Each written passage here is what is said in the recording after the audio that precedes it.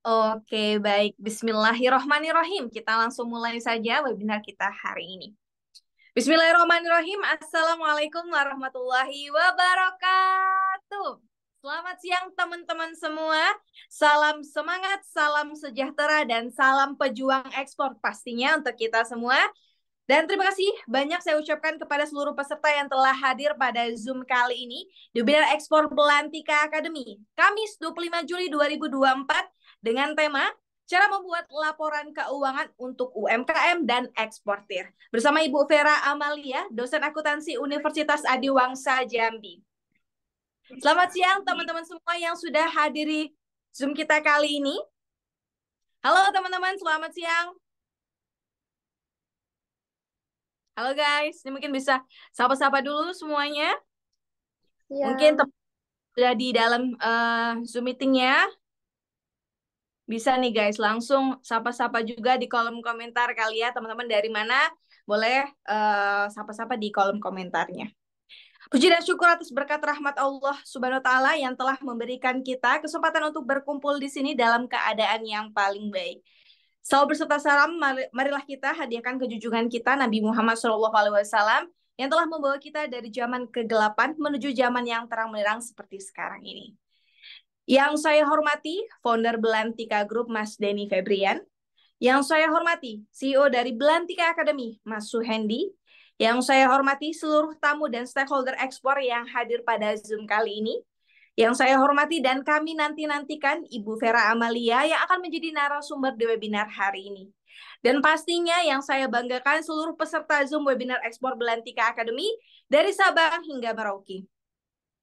Baik teman-teman, karena tadi saya lihat ya ada beberapa yang sedang bekerja, ada juga beberapa yang sedang chilling aja nih di rumahnya. Nah, ini untuk menambah semangat kita di siang kali ini, marilah kita bersama mendengarkan lagu Indonesia Raya agar kegiatan kita hari ini juga berjalan lancar nih guys. Silakan admin untuk mendengarkan lagu Indonesia Rayanya.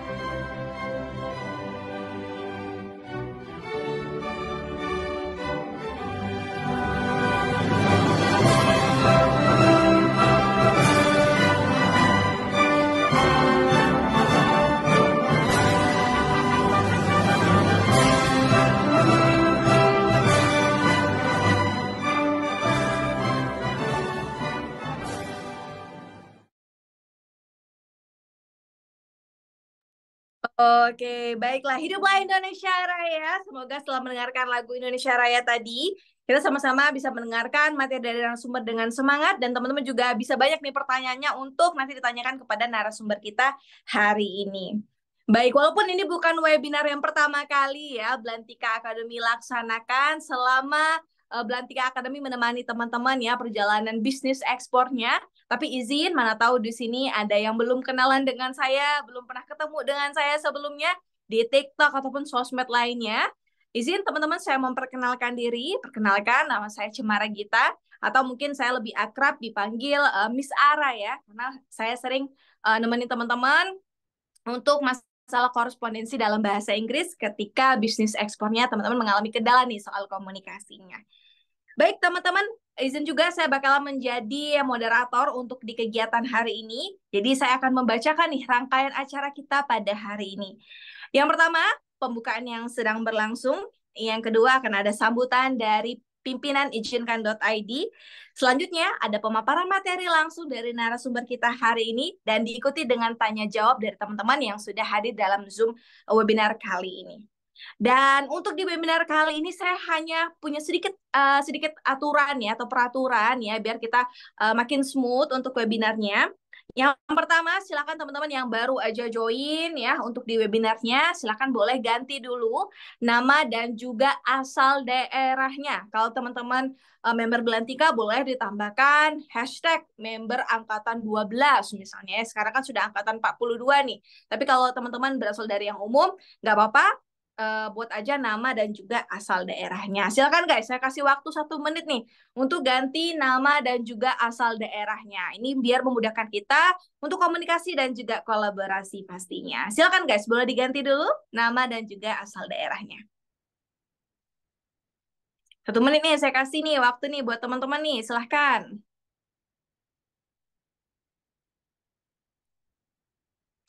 Oke, sembari teman-teman mengganti nama dan juga asal daerahnya, ini rekamannya bakalan di-record ya, semuanya bakal direkam.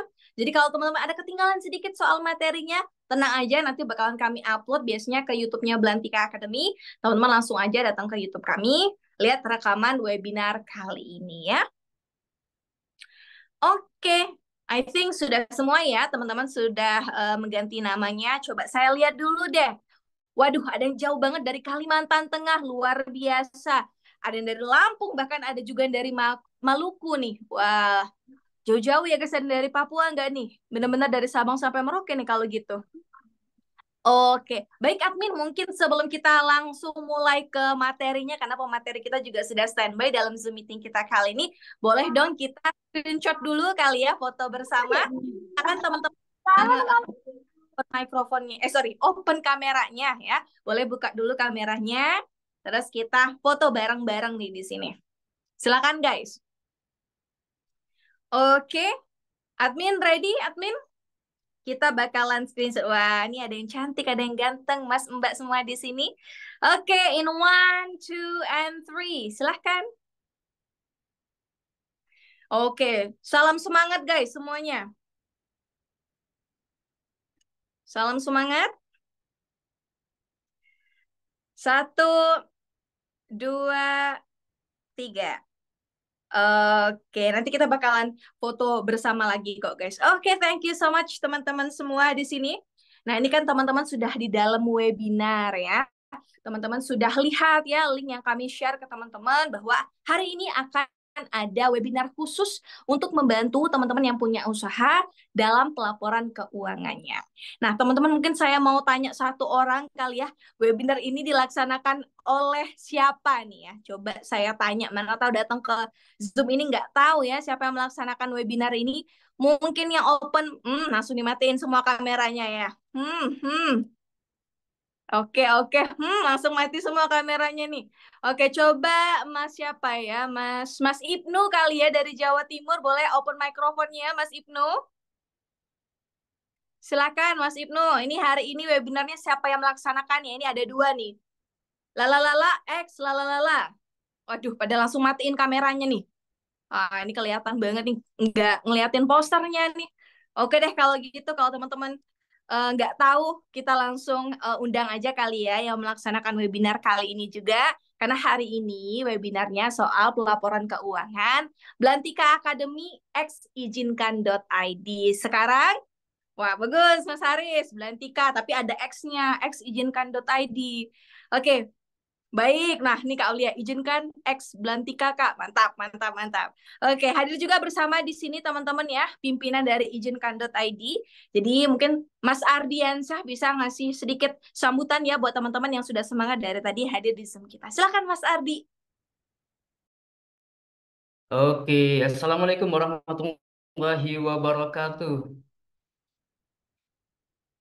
Iya, terima kasih sebelumnya buat teman-teman yang sudah hadir di agenda hari ini ya. Jadi sangat luar biasa sekali, walaupun di siang hari teman-teman sudah hadir ya.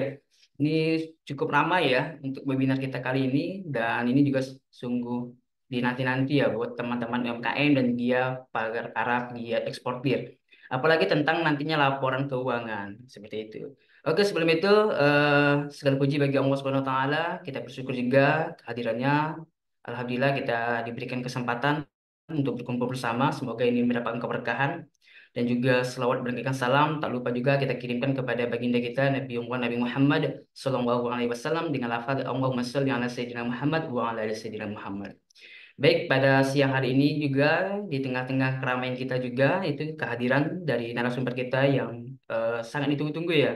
Terkait juga nanti buat teman-teman yang mau sharing terkait laporan keuangan dan juga tentang ilmu akuntansinya nih. Nah, ini ada Ibu Peramelia, narasumber kita. Beliau adalah seorang akuntan dan juga dosen prodi akuntansi dari Unaja Jambi, dan ini juga sangat excited ya karena saya juga ingin belajar terkait juga laporan keuangan bagaimana nantinya kalau diizinkan. Itu juga banyak kan yang tanya-tanya tentang keuangan dan proses apalagi pelaporan pajak. Ini juga sangat penting buat kita ketahui lebih dalam lagi, dan pentingnya juga untuk kita lebih banyak mencatat nantinya poin-poin apa aja yang menjadi terpenting ya.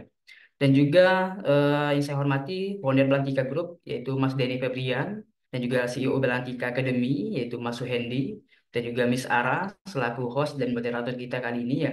Semoga acara ini juga tetap excited ya buat teman-teman yang berbisnis dan pengusaha. Yang saya harapkan adalah bagaimana ini adalah kesempatan teman-teman bisa tahu informasi tentang laporan keuangan dan juga bisa sharing sama Ibu Vera nantinya. Baik itu tentang pembukuan, baik itu dalam hal yang kecil, apa saja tools yang bisa digunakan, baik itu dalam skala manual dan juga bisa melalui apa ya device seperti handphone dan juga laptop. Ataupun juga mungkin bisa melalui Excel, nah atau Word atau spreadsheet yang sebenarnya sekarang udah lagi relevan ya, lagi tren. Jadi ini sangat penting ya buat teman-teman juga bisa kuasain tools-tools apa aja yang bisa digunakan. Tentunya ini juga menjadi sangat penting karena kita juga di setiap agendanya webinar gratis dari Dantika Academy, dan ini juga baru perdana ya bersama kita juga izinkan ID, dan ini semoga menjadi harapan yang baik buat teman-teman bisa belajar banyak apalagi mendapatkan ilmu ya. Dan juga mungkin next saya juga kasih disclaimer ya bahwasanya nanti kita setelah ini ada juga event itu bersama orang perbajakan. Jadi buat teman-teman, jadi ini sangat penting ya, poin pertama teman-teman yang harus lewati adalah tentang laporan keuangan nanti. Kalau udah ini selesai dan ini konkret dan ini berjalan dengan baik, ya semoga kita juga bisa belajar lagi lebih jauh itu tentang perpajakan. Jadi buat teman-teman sekalian, pantengin sampai habis dan tuntas apa saja yang menjadi poin-poin dan insight hari ini ya. Saya tunggu testimoni dan juga highlightnya yang teman-teman bisa rasakan juga, dan semoga ini menjadi kesempatan teman-teman untuk belajar lebih jauh lagi dengan oleh expertnya seperti itu. Mungkin itu saja dari saya, Ardiansa, izinkan ID. Terima kasih buat Miss Ara, semoga ini berjalan dengan baik dan lancar, dan saya akhiri, wassalamualaikum warahmatullahi wabarakatuh. Waalaikumsalam warahmatullahi wabarakatuh. Terima kasih banyak Mas Ardi. Jadi teman-teman, nanti kalau misalnya ada kesulitan nih dalam mengurus perusahaan PT atau pembuatan CV, nanti bisa nih konsultasikan aja sama izinkan.id, terutama nanti sama Mas Ardi ya. Oke, tanpa banyak basa-basi lagi, nanti banyak yang komen nih, Mas Sarah banyak panjang banget sih buku dimahnya. Oke, kita langsung aja deh. Langsung kita masuk ke materinya nih guys ya, karena narasumbernya udah standby dari awal. Halo, selamat siang Bu Vera. Halo, selamat siang Miss Ara dan teman-teman semuanya. Apa Oke, Bu Vera. kabar? Wah, luar biasa baik, Bu. Ibu gimana, Bu? Baik, Bu, hari ini, Bu? Alhamdulillah baik sekali. Senang sekali bisa bertemu teman-teman semua di sini ya dalam webinar yang diselenggarakan oleh Belantika Academy X Izinkan. Senang sekali. Oh, oke, baik, Bu. Ini sudah ready, Bu, ya, untuk menyampaikan materinya nih, meng-guide ya, membimbing teman-teman yang ada di sini yang kesulitan nih, Bu, untuk bikin laporan keuangan. Ini sebelumnya, teman-teman, wah, Bu Vera ini punya pengalaman soal akuntansi ini banyak banget ya. Seperti namanya ya, Vera Amalia SEAKMSICATR. Wah, panjang banget, guys. Beliau ini adalah menjabat sekarang menjadi dosen tetap di Universitas Adiwangsa Jambi. Tapi sebelum itu, beliau juga banyak nih pengalaman kerja yang berkaitan dengan akuntansi. Beliau pernah menjabat di bagian administrasi dan pembuatan CV Amanda Palembang. Selanjutnya juga beliau pernah menjabat di bagian eksternal auditor di KAP Handoko Tomo, yang lokasinya ada di Jakarta. Lanjut lagi, beliau juga pernah menjabat sebagai staf akuntansi di PT Sriwijaya Perdana. Next lagi di tahun 2018, beliau telah menjabat sebagai asisten dosen dan dosen tetap di Akademi Maritim Bima Bahari di Palembang. Dan tahun 2020 beliau juga menjabat sebagai dosen LB di UIN STS Jambi. Dan terakhir ya, seperti yang saya sebutkan tadi, beliau sudah menjabat menjadi dosen tetap Universitas Adiwangsa Jambi. Wah, pengalamannya banyak banget. Silakan teman-teman nanti bisa mendengarkan materinya bersama. Seperti tema kita kali ini, Bu, cara membuat laporan keuangan UMKM dan eksportir. Silakan Bu, untuk materinya boleh disampaikan kepada teman-teman. Nanti kita akan ikuti dengan proses tanya jawab. Waktu dan tempat saya persilahkan kepada Bu Vera untuk menyampaikan materinya. Oke, terima kasih sekali untuk Miss Ara dan teman-teman dari Belantika Academy, untuk Mas Denny selaku owner ya dari Belantika Academy, lalu ada Mas Sohendi juga, CEO Belantika, dan ada Mas Ardi juga dari Izinkan, dan tentunya ada Mbak Ara ya. Dan buat teman-teman yang saya lihat tadi beragam sekali, wah saya surprise juga gitu ya, baru sekali mengisi di Belantika, ex Izinkan, dan ternyata pesertanya keren-keren banget ini dari seluruh Indonesia ya, kurang lebih sekitar 60-an orang dari Sabang sampai Merauke. Ini sepertinya pengalaman pertama juga bisa ketemu teman-teman yang saat ini mungkin bergerak di bidang ekspor juga ya.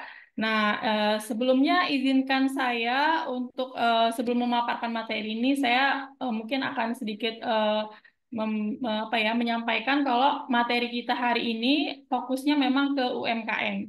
Ya, kita fokusnya ke UMKM. Nanti juga ada sedikit mungkin yang kita kaitkan sama eksportir, tapi mungkin skalanya juga eksportir untuk yang UMKM gitu ya. Karena nanti akan beda bahasannya kalau kita membahas mengenai bagaimana pelaporan akuntansi untuk perusahaan eksportir ya, yang sudah bukan lagi skala UMKM. Mungkin nanti kapan-kapan kita bikin lagi ya, Mbak Ara ya. Nah, untuk selanjutnya izinkan saya kita mulai aja ya materi hari ini. Jangan tegang-tegang ya teman-teman semuanya yang ada di di webinar hari ini. Ini udah siang, biasanya ngantuk, ini malah disuruh belajar akuntansi ya. Rata-rata biasanya kalau disuruh mikir akuntansi ini pada males gitu ya, karena akuntansi itu kesannya judulnya aja ini keren banget nih Mbak Ara hari ini tuh apa? Akuntansi adalah maut ya. Asuransi adalah maut gitu ya. Padahal nggak maut-maut banget ya. Jadi khususnya untuk UMKM gitu. UMKM sendiri ini kenapa saya sangat tertarik ya mengangkat isu tentang UMKM.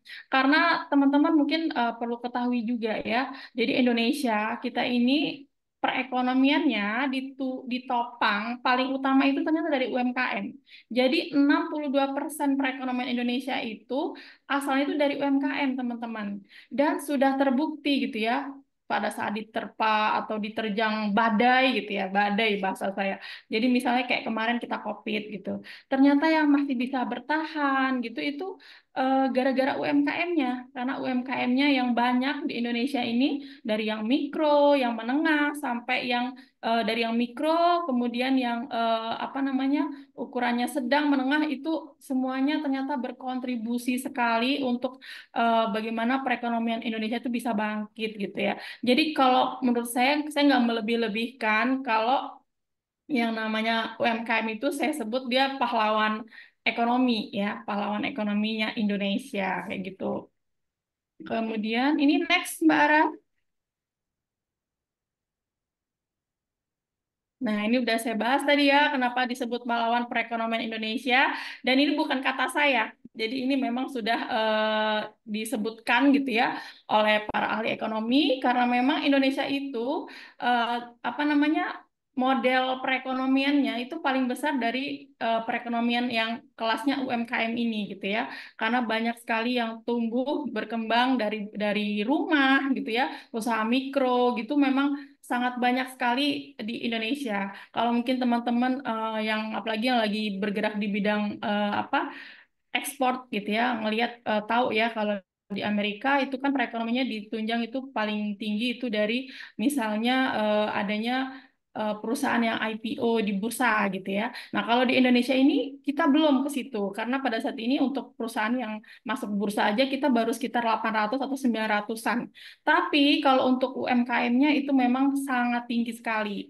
Nah, tapi ada kemungkinan ya teman-teman untuk UMKM itu, sekelas UMKM itu bisa masuk ke bursa, yang artinya teman-teman nanti bisa punya apa kesempatan untuk punya investor gitu ya dari segala kalangan sehingga kinerjanya kan diharapkan itu menjadi lebih baik, lebih besar gitu ya. Oke, next.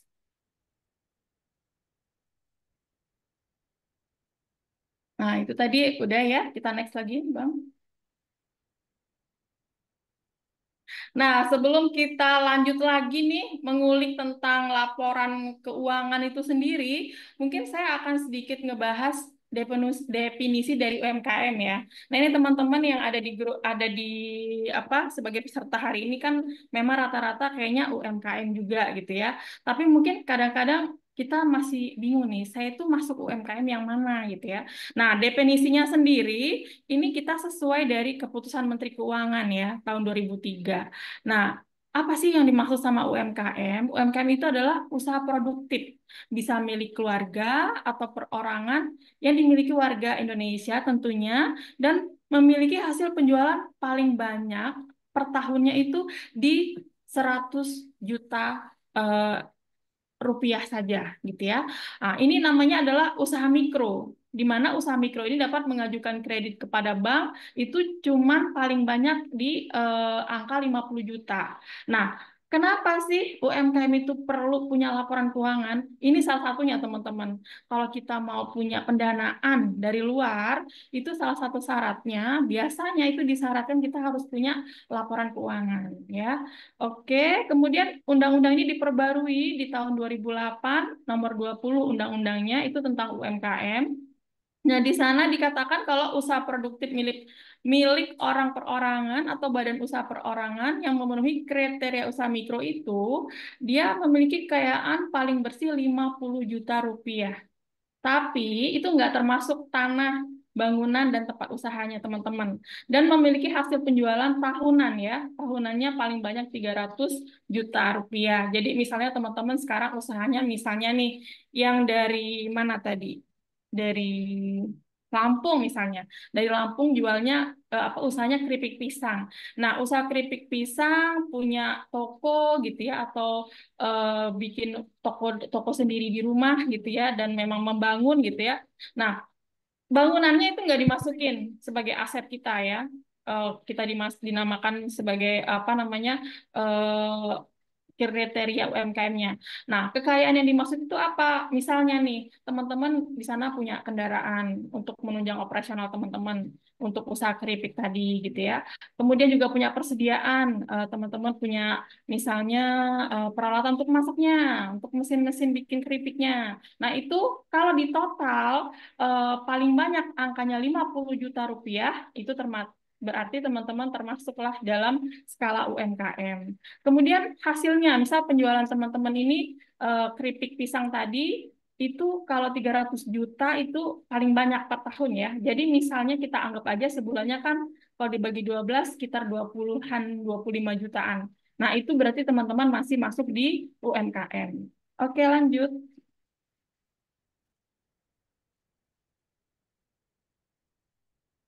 Nah, ini juga ya masih seputar kategori UMKM biar teman-teman juga memahami, oh saya ini posisinya berada di mana.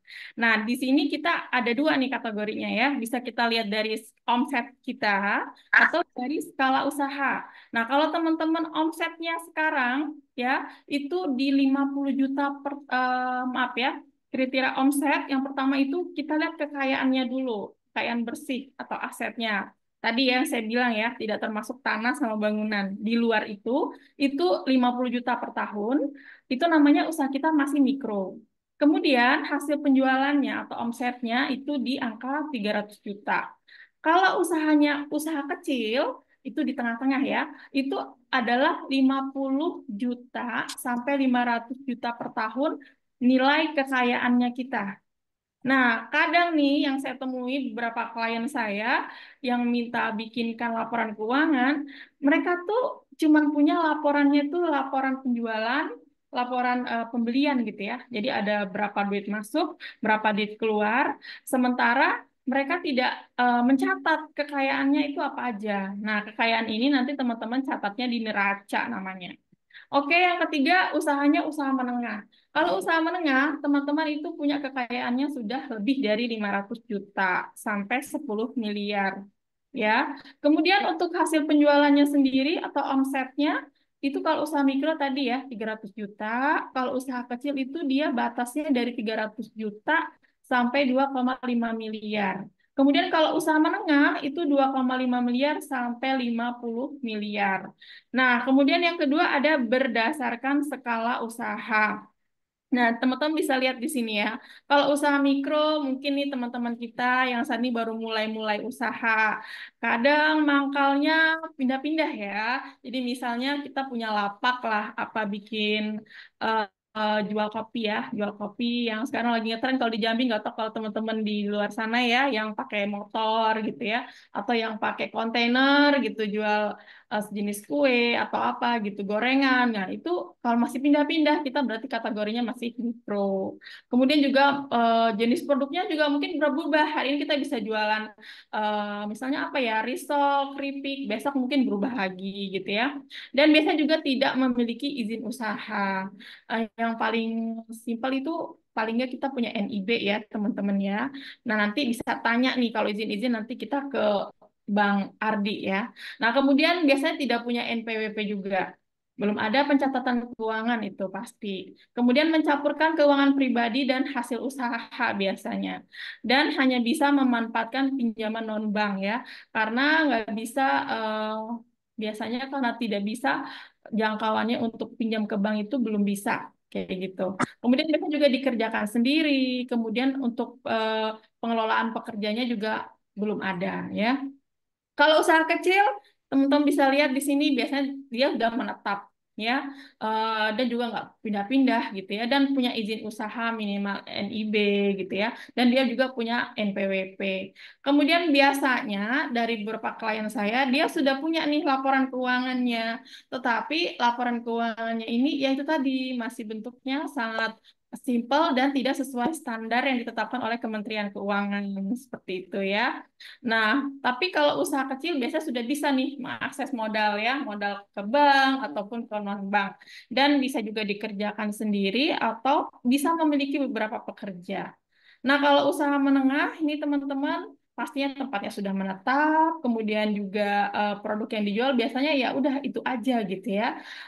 Kemudian juga memiliki NPWP perusahaan biasanya, sudah punya izin pendirian usaha, dan biasanya memang sudah memiliki pengelolaan keuangan dengan sistem akuntansi yang baik.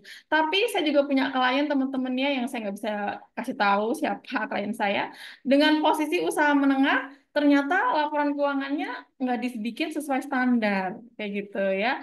Nah, juga ada di sini biasanya mereka sudah pisahkan tuh keuangannya khusus untuk perusahaan.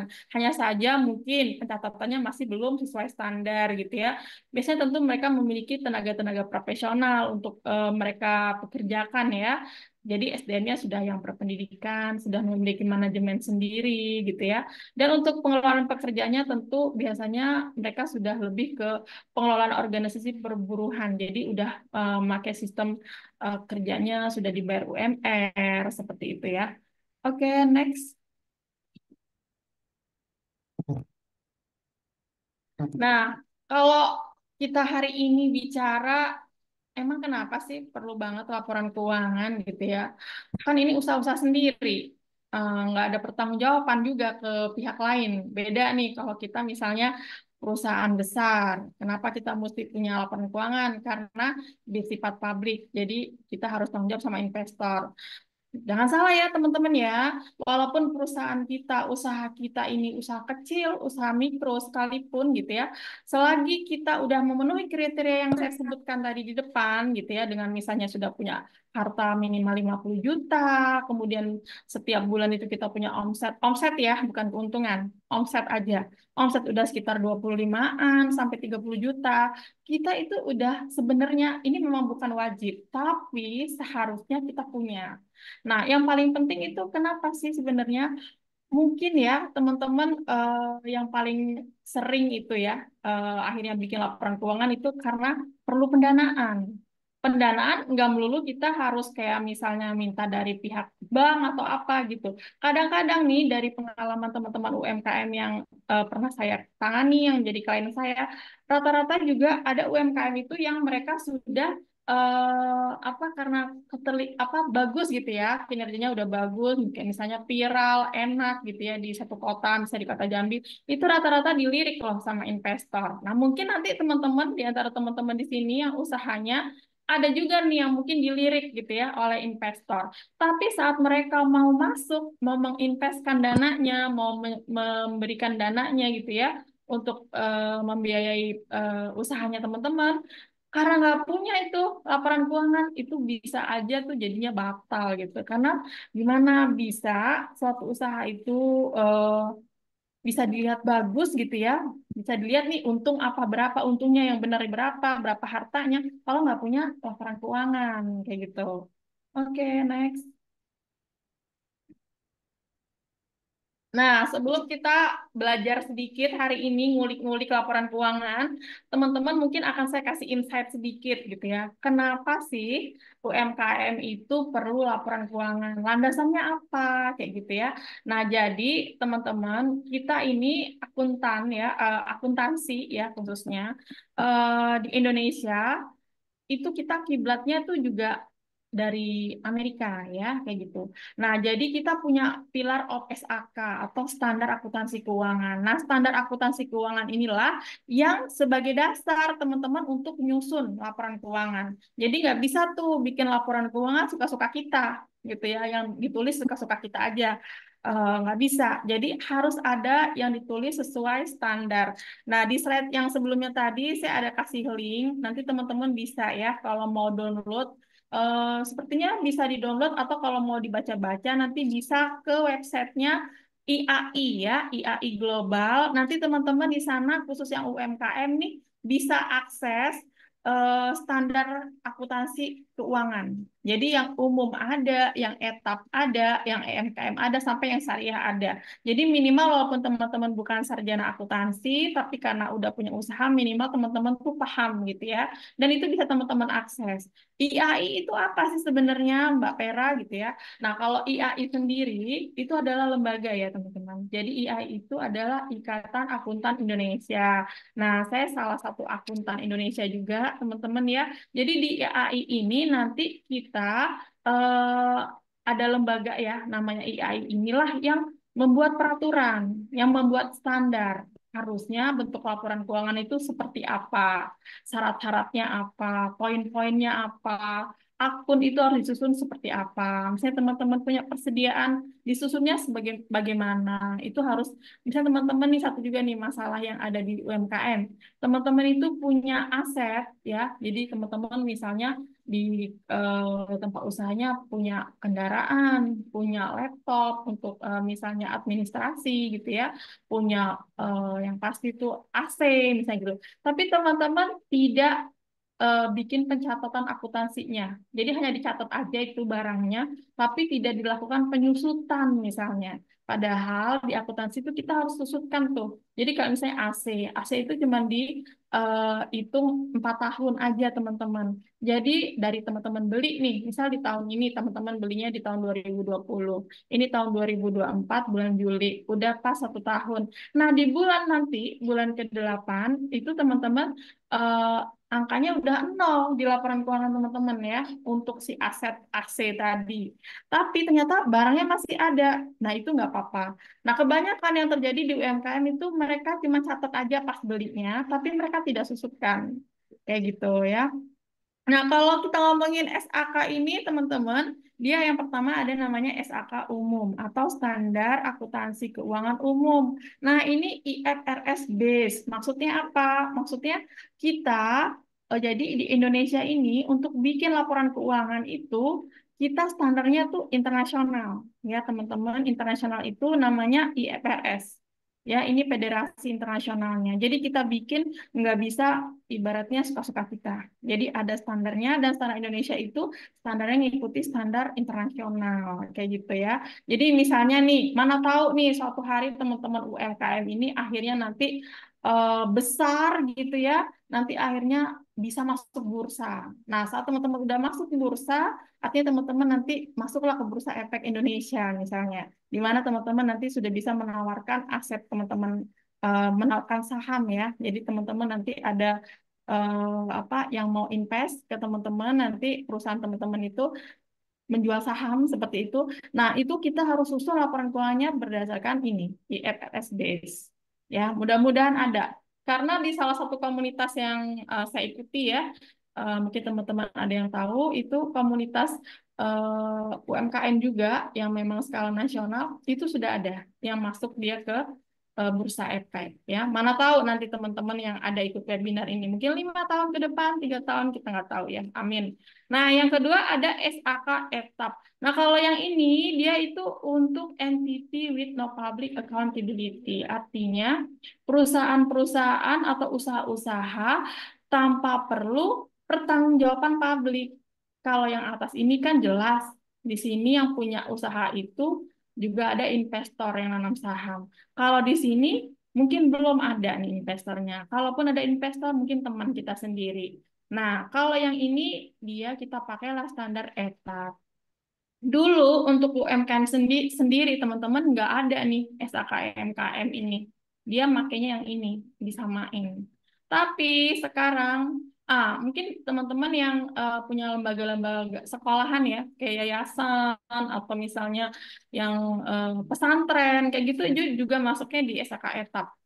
Nah, kalau SKMKM ini, inilah nih buat teman-teman yang sekarang bergerak di mikro, small, dan medium entity. Jadi ini tuh baru efektifnya di 1 Januari 2018.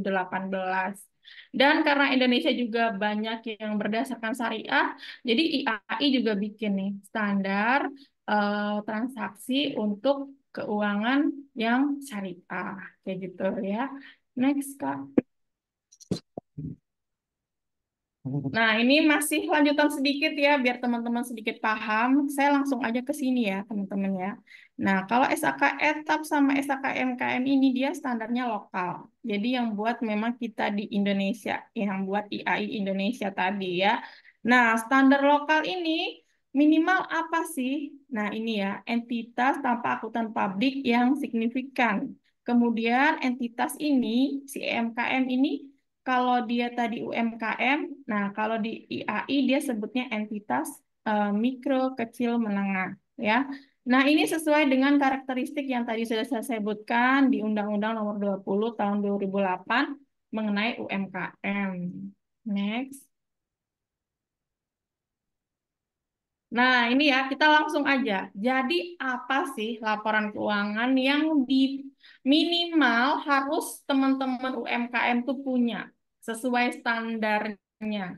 Ya, sesuai dengan standar yang seharusnya. Kita langsung ke sini ya, teman-teman ya. SAK, EMKM. 3 aja, teman-teman. Yang pertama, laporan posisi keuangan. Yang kedua, laporan laba rugi. Yang ketiga, CALK. CALK ini apa? Ini adalah catatan atas laporan keuangan. Jadi, ini tuh berisi akun-akun teman-teman nih yang mengenai posisi keuangan sama laba rugi, tapi nanti udah ada keterangan-keterangannya. Nah, sebenarnya yang standar itu ini teman-teman ya, yang SAK etap. Jadi teman-teman itu minimal ada 5 ini sebenarnya. Tapi karena banyak teman-teman UMKM ini yang mungkin kurang apa ya, kurang memahami, jadi pemerintah akhirnya melalui IAI membuat kebijakan untuk UMKM itu minimal 3 ini aja. Tapi kalau standarnya suatu usaha itu dia minimal punya ini 5. Kenapa kenapa ini punya 5? Yang pertama posisi keuangan. Nah, kalau posisi keuangan ini teman-teman, kalau teman-teman tahu namanya neraca. Nah, ini dia ya. Inilah neraca itu posisi keuangan. Isinya apa? Isinya di sana ada aset dan juga ada liabilitas. Kemudian yang kedua laporan laba rugi. Ini biar kita tahu ini usaha kita untung apa rugi gitu ya. Yang ketiga ada perubahan ekuitas. Nah, kalau perubahan ekuitas, misal nih teman-teman waktu pertama buka usahanya nih keripik pisang misalnya tadi, itu usahanya modal sendiri aja gitu ya, modal kita pribadi. Tapi mungkin nanti ada kakak, saudara, atau keluarga, atau juga teman gitu ya di tahun kedua yang menanamkan modalnya. Nah, kita bisa tambahkan di tahun kedua itu jadi perubahan ekuitas. Nah, yang keempat ada arus kas. Nah, ini juga penting banget teman-teman ya. UMKM itu juga kadang masalahnya dia punya laporan keuangan juga udah gitu ya. Nah, di laporan laba ruginya dia untung nih ceritanya. Jadi dia untung. Tapi kenyataannya duitnya nggak ada. Nah, itu sering terjadi teman-teman.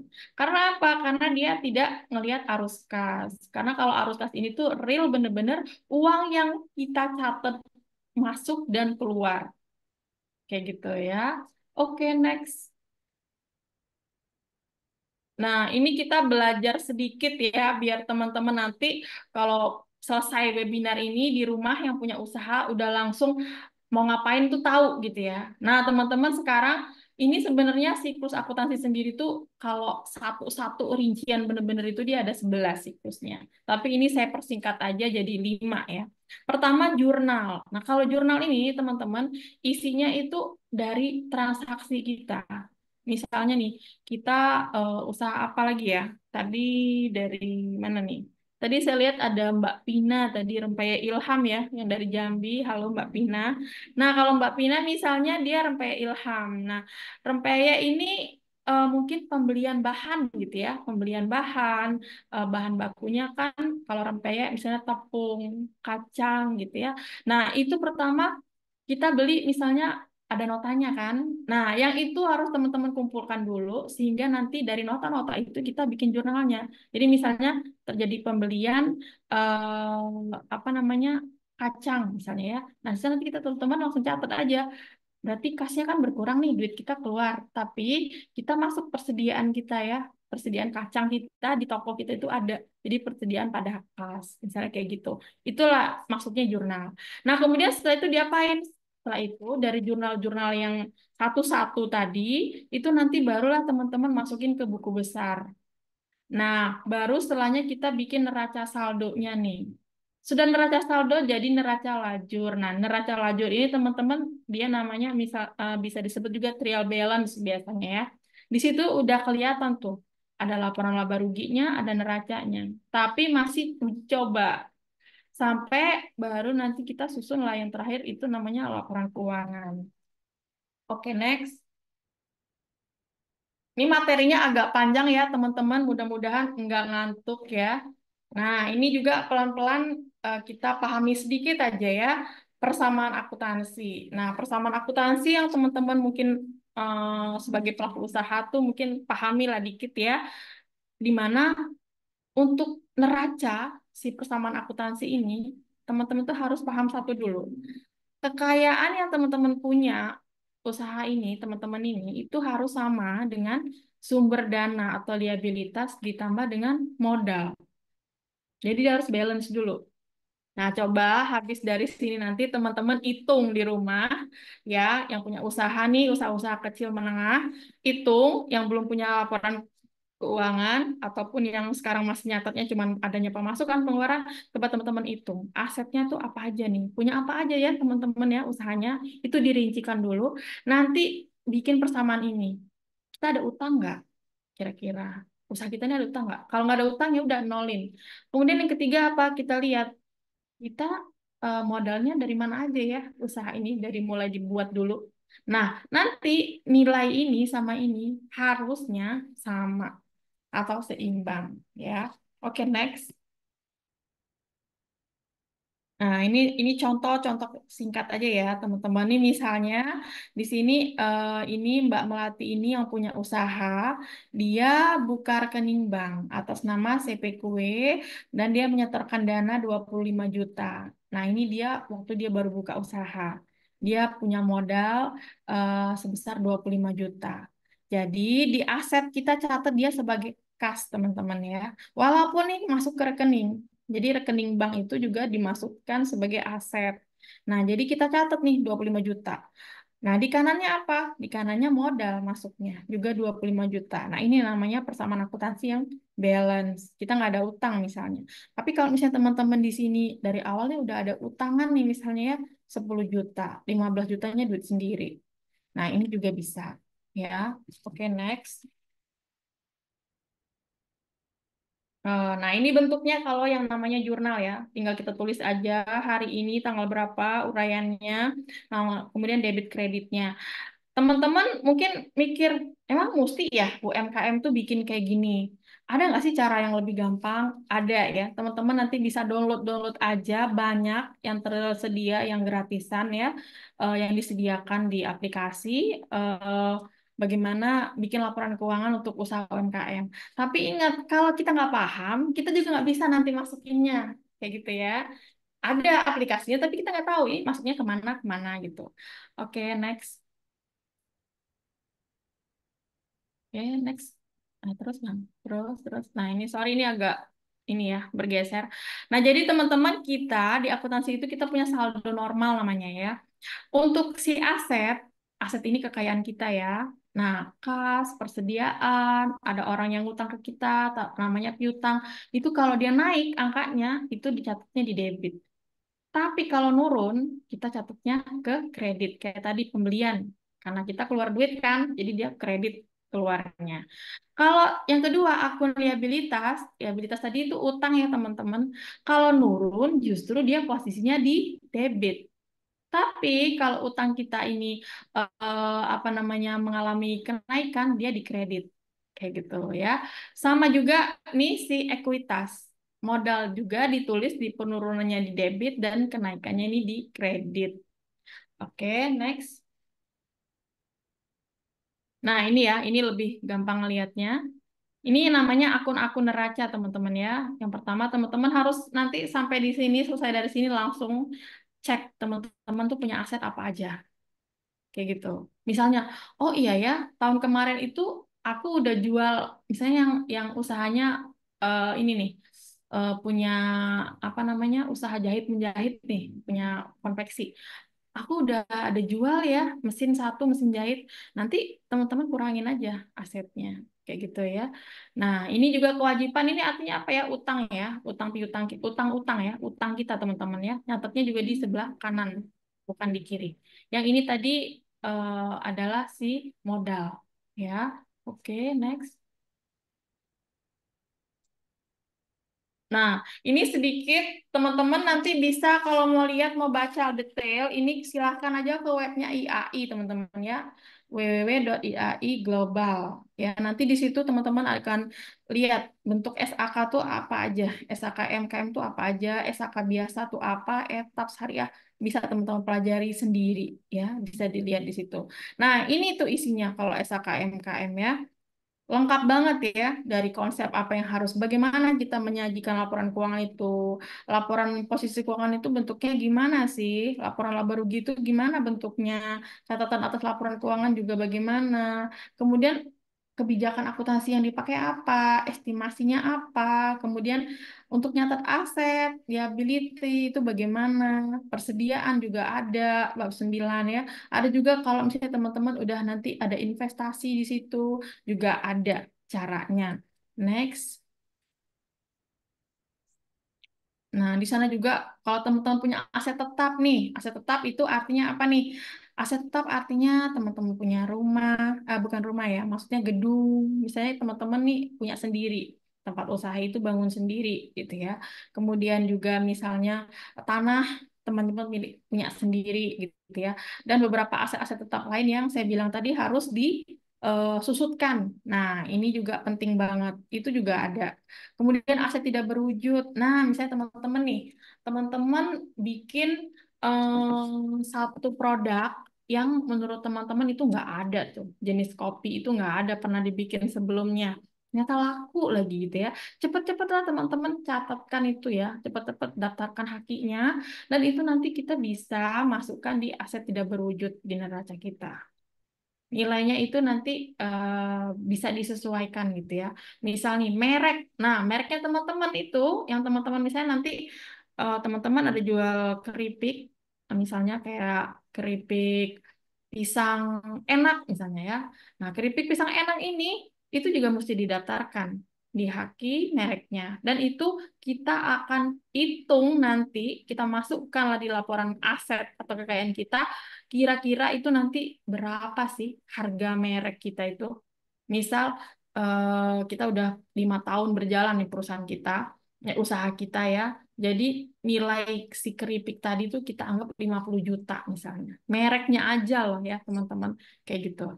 Nah kemudian ini juga menyangkut liabilitas, ekuitas, ini modal ya. Juga di sini dicatat juga mengenai pendapatan dan beban. Nah ini yang penting juga ya. Karena biasanya teman-teman UMKM itu dia cuma nyatet ini aja nih biasanya. Cuma nyatet pendapatan-pendapatannya aja, kemudian cuma nyatet beban-bebannya aja. Kemudian juga ada pajak penghasilan. UMKM itu dikenain pajak nggak sih sebenarnya ya teman-teman ya. Jadi UMKM itu dikenakan pajak, itu dia final masih ya, selagi dia posisinya UMKM tadi cuman 500 juta. Ya, kalau di atas 500 juta nanti dia dikenakan PPh-nya lain lagi. Kalau di bawah 500 juta dia nggak kena, tapi kalau 500 juta ke atas itu kena 0,5%. Kayak gitu ya. Tapi itu berlakunya cuman di kalau perusahaan perorangan itu 7 tahun, kalau dia PT itu 5 tahun. Nah, setelah itu nanti kita kena yang PPh badan namanya yang pasal 22. Itu beda lagi ya. Kemudian mungkin aja nih, nah transaksi dalam mata uang asing nih teman-teman mungkin ekspor keluar ya, itu juga ada ketentuannya.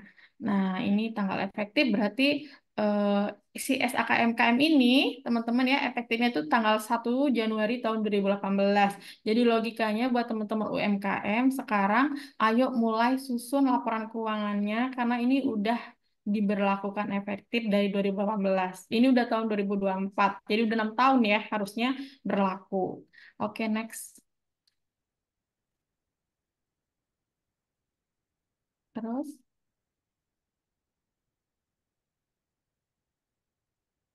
oh, oke ya. eh nah ini ya, ini sebenarnya tadi udah ya, udah dibahas sedikit di depan tadi. Jadi teman-teman kalau UMKM yang bagaimana sih yang harus punya laporan keuangan EMKM gitu ya. Ini sesuai ya sama Undang-Undang tahun 2008. Saat kita bentuknya sudah punya manajemen sendiri, modal sudah punya, ada juga pemasaran sendiri gitu ya. Udah punya aset, udah punya karyawan gitu ya. Itu kita logikanya itu udah harus bikin laporan keuangan sesuai dengan ketentuan SHK EMKM ya. Kemudian next. Nah ini sebenarnya tadi udah ya. Ini kayaknya kita nggak usah bahas lagi. Tadi mikro, kecil, menengah. Jadi kalau teman-teman sekarang nih penjualannya sebulan omsetnya udah 25 jutaan, artinya teman-teman udah ayo bikin laporan keuangan sesuai EMKM. Tapi kalau teman-teman, oh belum nih ternyata, belum belum sampai 20 juta sebulan nih omsetnya, nggak apa-apa teman-teman bikin yang bentuknya masih simpel aja. Tapi saran saya sebaiknya tetap bikin aja ya yang sesuai standar gitu ya. Karena apa kan kita pengennya usaha tetap maju terus ya, lanjut terus kayak gitu. Oke, next. Nah, ini kenapa ya kita itu perlu laporan keuangan? Kenapa sih sekelas UMKM aja perlu laporan keuangan? Lagi-lagi kenapa? Padahal mungkin yang pemiliknya cuma 1 2 orang kayak gitu ya. Bukan hanya untuk pertanggungjawaban aja sebenarnya, atau bukan hanya untuk teman-teman biar dapat pinjaman, buat teman-teman biar dapat dana cair gampang gitu. Nggak cuman itu ya. Karena kalau laporan teman-teman punya laporan keuangan, sebenarnya itu memudahkan kita nih sebagai yang punya usaha mengetahui kelemahan, kelebihan dari usaha kita. Jadi kita tahu posisi keuangannya ya. Jadi kita nih untung atau rugi nggak gitu ya. Kan selama ini mungkin kalau cuma nyatetnya pengeluaran pemasukan kayaknya untung-untung aja tiap bulan. Padahal kita nggak tahu tuh di sana tuh ada biaya-biaya yang kita nggak masukkan selama ini gitu ya. Nih terutama buat teman-teman yang produksi. Biasanya yang usahanya manufaktur, produksi, buat-buat sendiri. Kadang-kadang itu dia lupa kalau dari biaya produksi itu harus masukin misalnya apa namanya listrik. kayak gitu. Dia ingatnya cuman untuk bikin satu cake dia perlu telur, gula, tepung gitu ya.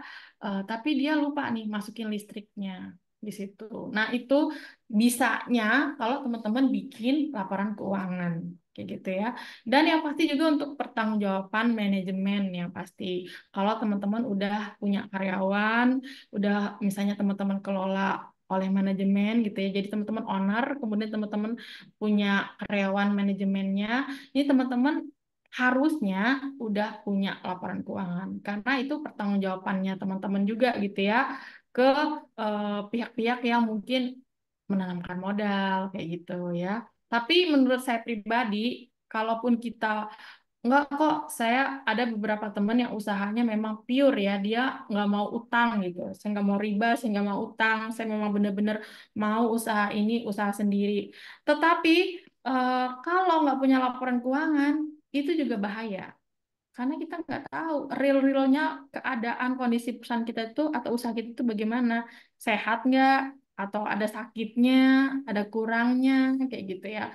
Apalagi nih bahayanya kalau misalnya yang nyatet orangnya sama, yang megang duit orangnya sama, itu terjadi biasanya memang di UMKM.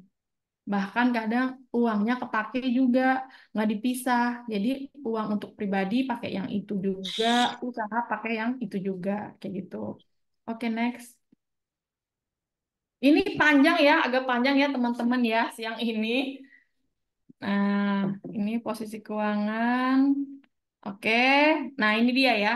Kenapa kita mesti bikin laporan keuangan? Supaya kita tahu kita punya aset berapa sih, kita punya utang nggak nih, modal kita ini kira-kira bagaimana gitu ya, apakah harus ada penambahan atau enggak. Kalau kinerjanya kita tahu nih, kalau kita punya laporan laba rugi, kita tahu berapa sih sebenarnya penghasilan kita, omset kita gitu. Terus beban-beban apa aja sih yang harus kita keluarkan? Nggak cuman beban mungkin yang teman-teman UMKM tuh mikirnya selama ini, ya udahlah beban untuk beli peralatan-peralatannya gitu ya. Tapi nggak masukin misalnya ada beban bahkan nih cuman sekedar beban bayar apa ya, PDAM gitu ya, bayar air, bayar wifi yang punya resto misalnya, itu benar-benar harus dicatat. Bahkan nih teman-teman, saya pernah punya klien yang akhirnya saya hitung benar-benar satu-satu karena jualnya itu apa namanya, cake ya. Jadi cake-nya itu nggak bisa kalau nggak di tempat frozen. Jadi cake-nya itu harus pakai freezer ya. Jadi freezernya itu memang kita hitung. Jadi freezer itu berapa dayanya, berapa wattnya, kita hitung dia kapasitasnya berapa, bisa berapa cake. Nah, kita bagi sedemikian rupa rata-rata sehingga kita tahu harga jual cake ini biar benar-benar untung tuh setelah dikurangi sama biaya listriknya per satu freezer itu berapa. Nah, kayak gitu. Sampai sedetail itu ya, teman-teman ya. Oke, next.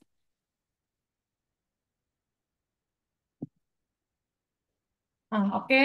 Jadi, karena kita punya laporan keuangan, kita bisa mengukur kira-kira nanti ini kita usaha ini terus lanjut apa enggak ya.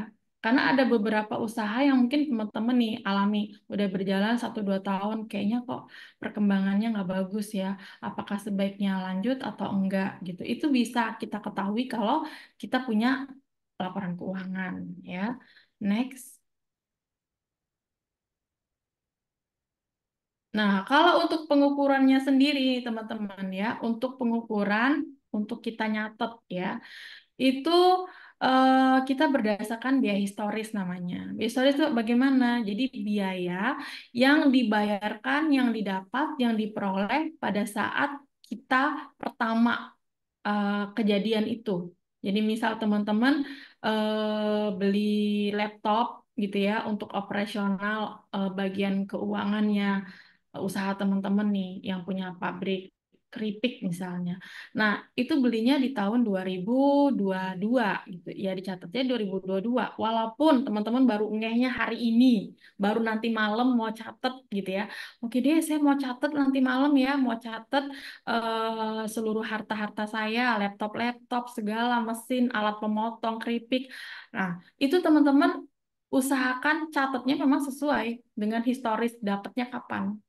Jadi realnya nanti waktu kita bikin penyusutan benar-benar sesuai gitu.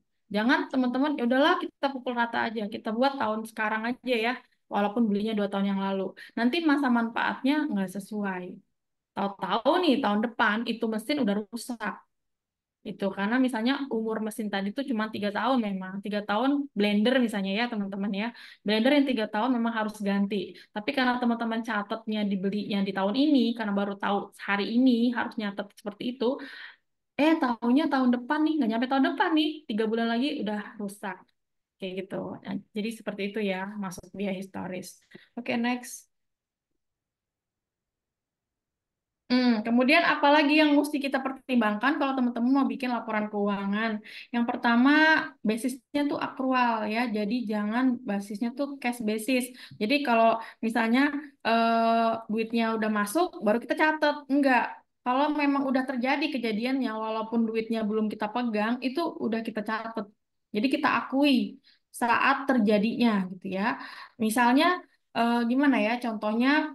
hmm, piutang misalnya ya atau biaya biaya sewa misalnya teman-teman rukonya tuh sewa udah tahu nih tiap bulan tuh bayarnya berapa jadi di laporan keuangan teman-teman untuk periode bulan bulan depan ya misalnya bulan ini ya bulan Juli ini walaupun misalnya kayak tagihan listrik tuh belum ada tagihan listriknya belum keluar itu tetap aja dicatat gitu karena itu bakal ada tetap kayak gitu.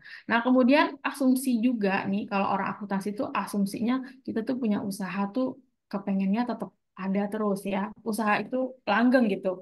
Nggak kepengen kalau di akuntansi itu prinsipnya usahanya itu bakal diharapkan untuk em, apa bangkrut gitu. Makanya kita sikap kelangsungan usaha inilah yang menyebabkan kita ya udah kita bikin laporan keuangan kayak gitu ya. Nah, ini tadi juga kita harus jelas ya pisahkan mana yang punya pemilik. Nih biasanya UMKM memang yang mengalami ini ya karena dia tidak bisa pisahkan kadang bercampur-campur ya. Nah, mulai hari ini nih untuk teman-teman usaha segera pisahkan ya mana yang memang milik kita, mana sebagai owner, mana yang punya si usaha gitu. Oke, next. Oke, ini ya kita masuk ke penyajiannya. Jadi bagaimana nih menyajikan laporan keuangannya? Next. Ini materinya agak-agak banyak ya teman-teman. Saya kasih ke teman-teman ini. Next. Dan Oke, ini kayaknya next aja ya. Ini bisa dibaca. Kita langsung lihat aja bentuknya. Next lagi.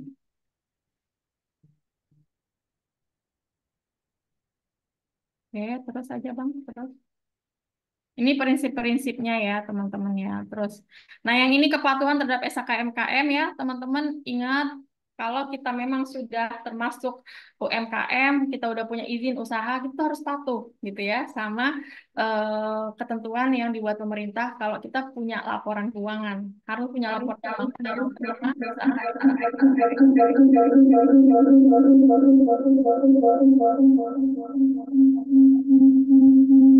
juga. Oke, kalau laporan keuangan itu sebaiknya dibikin berapa banyak, berapa kali jangka waktunya. Jadi teman-teman frekuensinya minimal teman-teman itu bikin di eh, jarak 30 hari. Jadi 1 bulan, 1 bulan, 1 bulan. Nanti 1 bulan, 1 bulan sampai periodenya itu biasanya di 31 Desember tahun ini. Jadi nanti teman-teman kalau baru mulai sekarang nanti bikin laporan keuangannya itu yang dari mulai 1 Januari sampai per 31 Desember 2024 kayak gitu ya. Oke, kemudian kita harus konsisten menyajikannya. Jadi Kalau memang dibikin ayo kita mulai bikin nih sekarang, ya udah dibikin terus gitu ya. Jangan tiba-tiba ya udahlah males nggak dibikin. Nah, sebaiknya teman-teman konsisten di situ. Dan biasanya juga untuk lebih memudahkan teman-teman langsung bikin dia informasinya komparatif. Jadi bulan ini sama bulan kemarin kayak misalnya laporan keuangan teman-teman itu adalah bentuknya laba rugi ya. Nah, jadi yang bulan Juli sama bulan Agustus tuh disandingkan aja. Jadi kelihatan, oh bulan kemarin lebih besar ya omset kita. Oh bulan depan ternyata omset kita bulan ini lebih kecil dari bulan kemarin. Nah, kayak gitu. Next.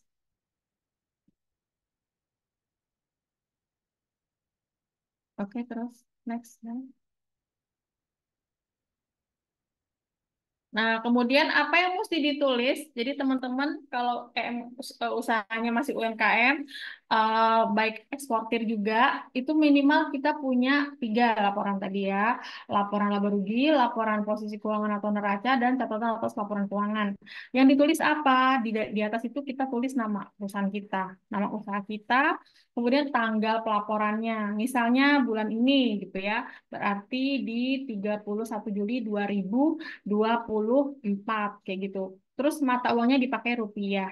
Dan juga kita pakai pembulatan angka kalau misalnya angkanya udah lebih dari jutaan. Kayak gitu ya. Next.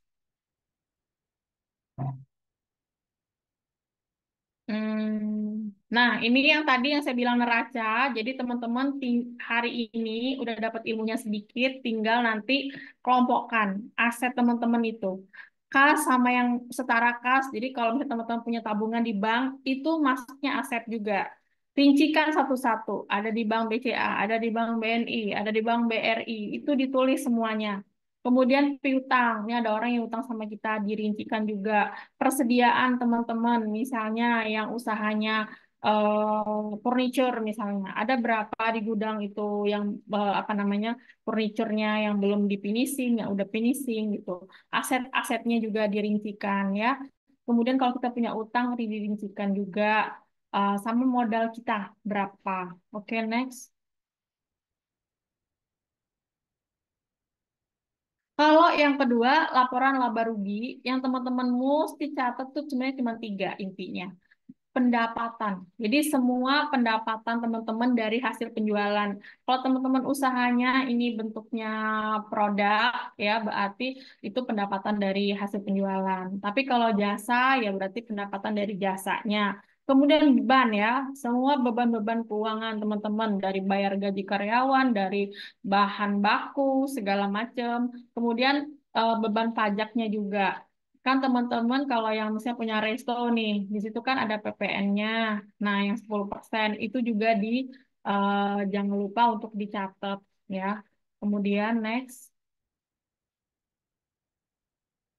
Nah, ini yang tak kalah penting. Jadi teman-teman itu nanti harus punya catatan atas laporan keuangan. Jadi satu-satu, misal kayak tadi kas teman-teman itu misalnya terdiri dari kas tunai yang ada di perusahaan, yang ada di usaha teman-teman 1 juta misalnya.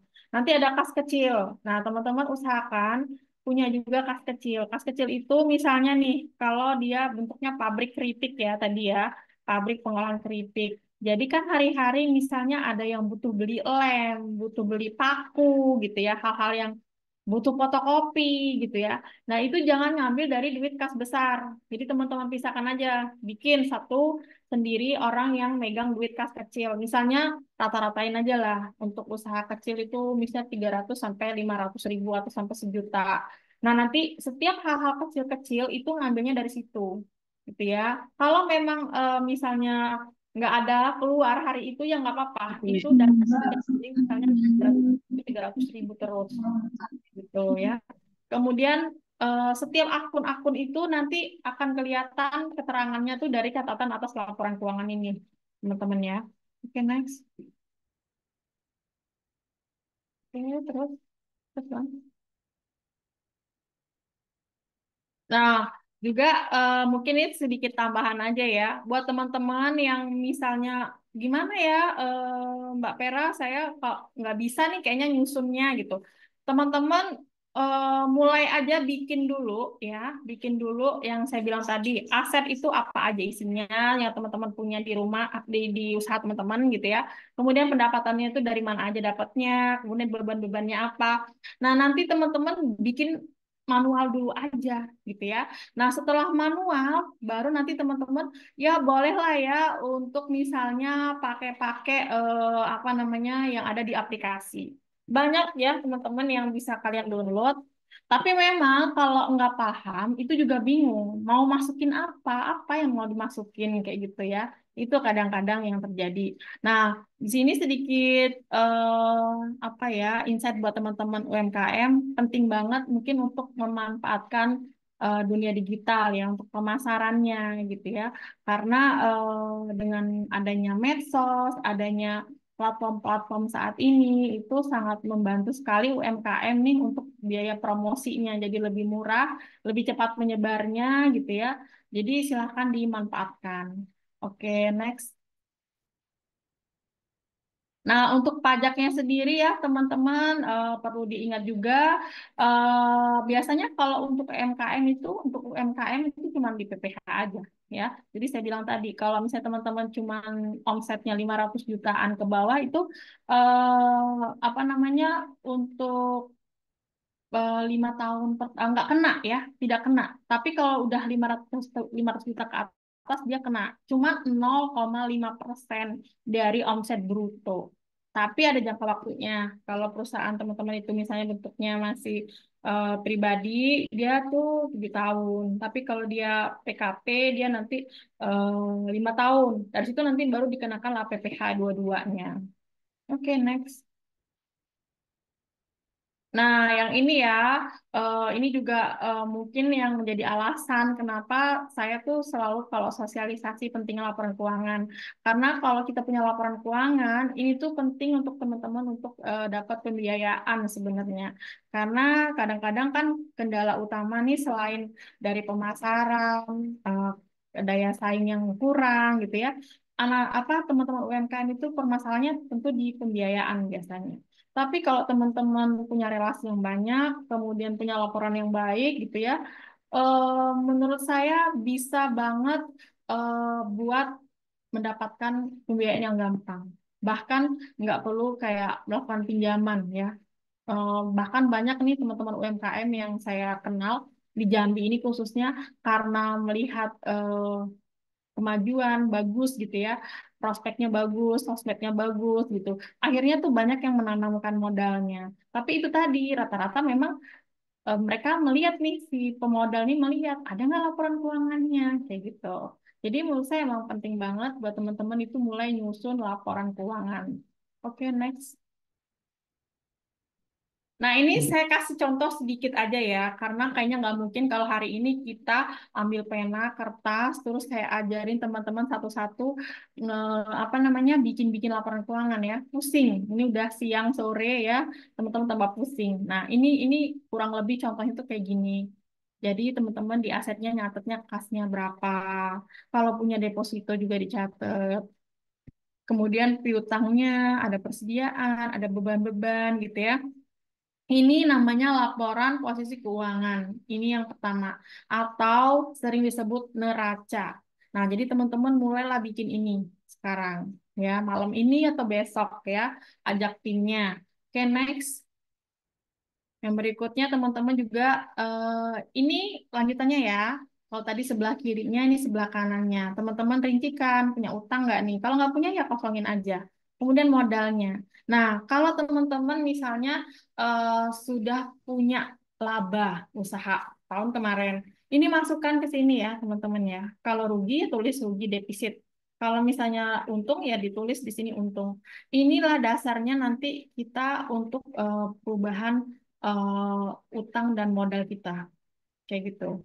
Misalnya teman-teman usahanya udah jalan 2-3 tahun gitu ya. Jadi lihat yang tahun-tahun belakang itu ada labanya berapa, kalaupun rugi berapa itu dicatat. Oke, next. Nah, yang ini laporan laba ruginya. Jadi teman-teman tinggal catat aja pendapatan-pendapatan teman-teman dari pembelian produk-produk yang dibeli sama customer itu berapa, kemudian beban-bebannya dirincikan. Nah, dari situ kita dapat yang namanya laba atau rugi sebelum pajak. Baru nanti kita hitung yang pajak penghasilannya. Kemudian di situ dapat laba bersih, ya. Oke, next. Ini contoh catatan atas laporan keuangan ya. Nah, jadi nanti teman-teman bikin tuh seperti ini nih. Dibikin apa namanya keterangan gitu ya, catatan atas laporan keuangannya dari mulai ini nyatetnya pakai metode apa gitu ya, apakah sesuai SAKMKM. Nah, next.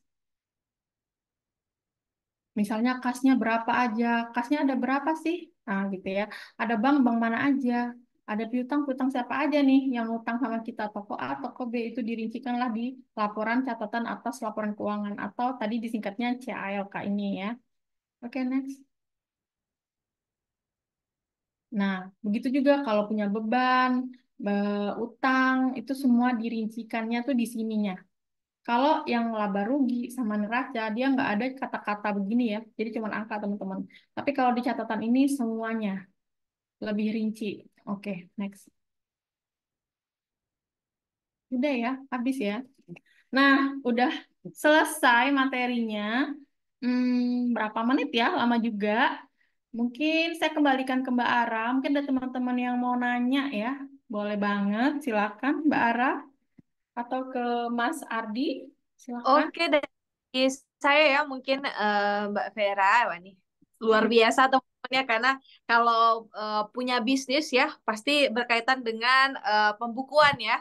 Mbak Vera, apalagi kalau kita mau laporan pajak nanti. Nah, ini sebelumnya mungkin teman-teman bisa tepuk tangan online dulu kali ya kita ya untuk mengapresiasi nih Bu Vera, wah lengkap banget dari pentingnya punya laporan keuangan, kira-kira apa aja yang harus kita buat, contoh-contohnya tadi juga sudah diberikan, ini beberapa juga udah bermunculan pertanyaannya di kolom komentar nih Bu Vera.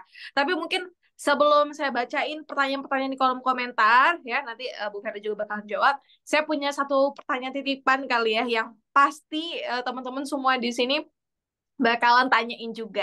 Nah, kebetulan kalau di pelatihan itu, Mbak Vera di hari Sabtu besok kan kami bakal ada pelatihan tuh.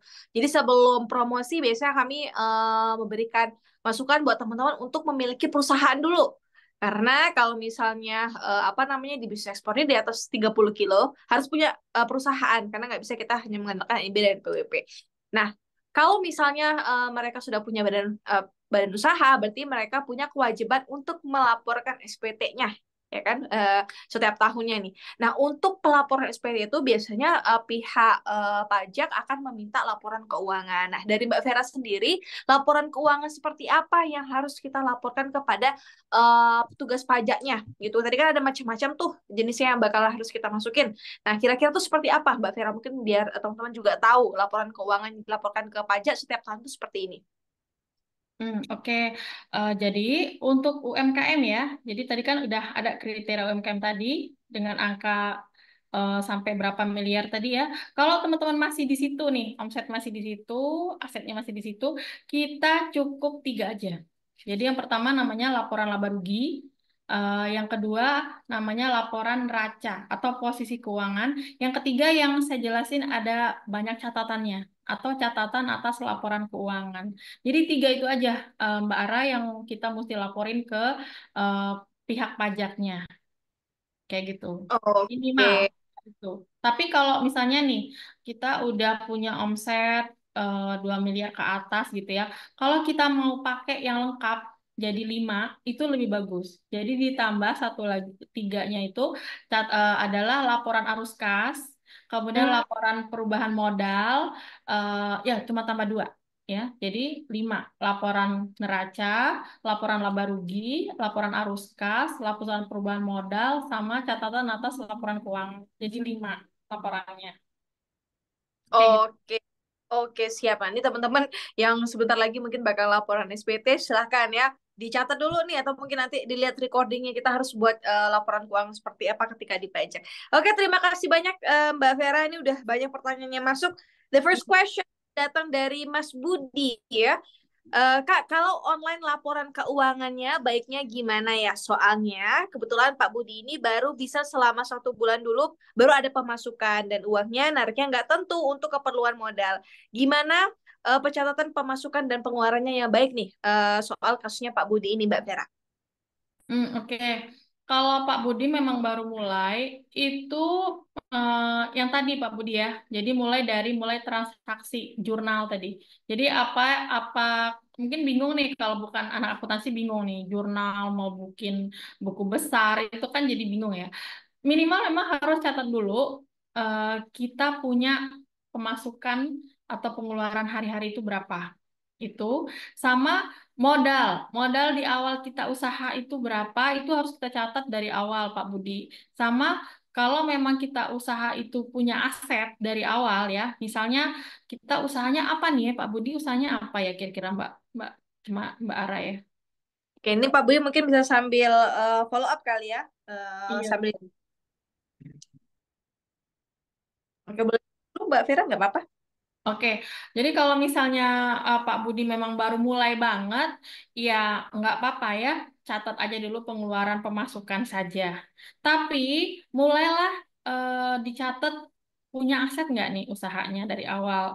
Kan misalnya nih kalau memang kita usaha yang real ya, walaupun cuman jual kopi misalnya, yang pakai kontainer. Nah itu kan ada kontainernya. Nah kontainernya itu dicatat sebagai aset gitu. Terus Hmm. bahan-bahan baku untuk bikin ada susu, ada apa segala macam itu semua persediaan itu dicatat juga.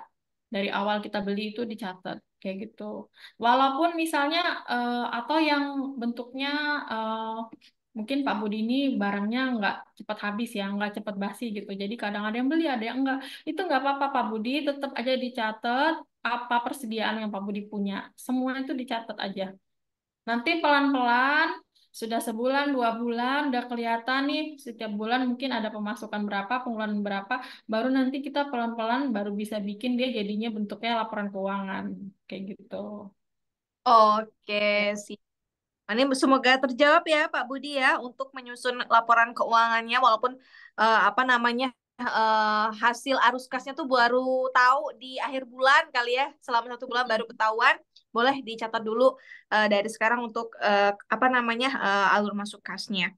Next ini ada pertanyaan dari Bu Nining nih. Apakah saat kita mau membuat rekening perusahaan dengan nama PT kita harus melakukan pinjaman terlebih dahulu ke bank. Oh, ini kalau soal modal nih, Bu Vera. Mungkin Bu Vera kapannya? Oke, kayaknya kalau sekedar buka rekening nggak perlu ya, nggak perlu kita pinjam gitu.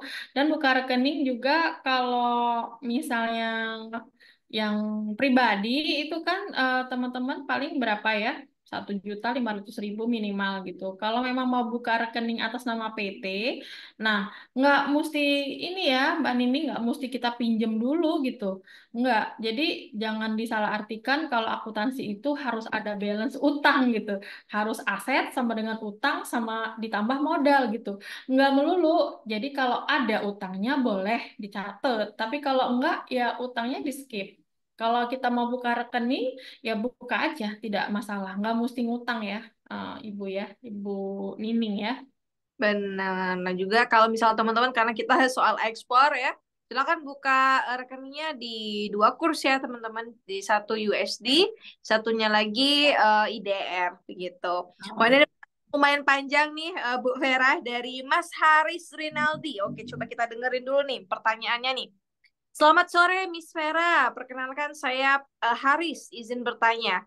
Untuk di era sekarang ini, di mana semua serba digital, sehingga para wirausahawan, khususnya para UMKM, dituntut untuk dapat mengikuti tren yang ada. Jadi pertanyaan saya, faktor-faktor, hambatan, dan tantangan apa saja sih yang berpengaruh terhadap berhasil atau gagalnya dalam berwirausaha untuk di era industri 5.0 saat ini? Oke, ini mungkin Mbak Vera kan karena sering bersama UMKM, kira-kira pandangan Bu Vera ya, apa sih kendala UMKM ya? Mungkin ada yang kaitannya juga dengan laporan keuangan, bisa juga nih Bu Vera.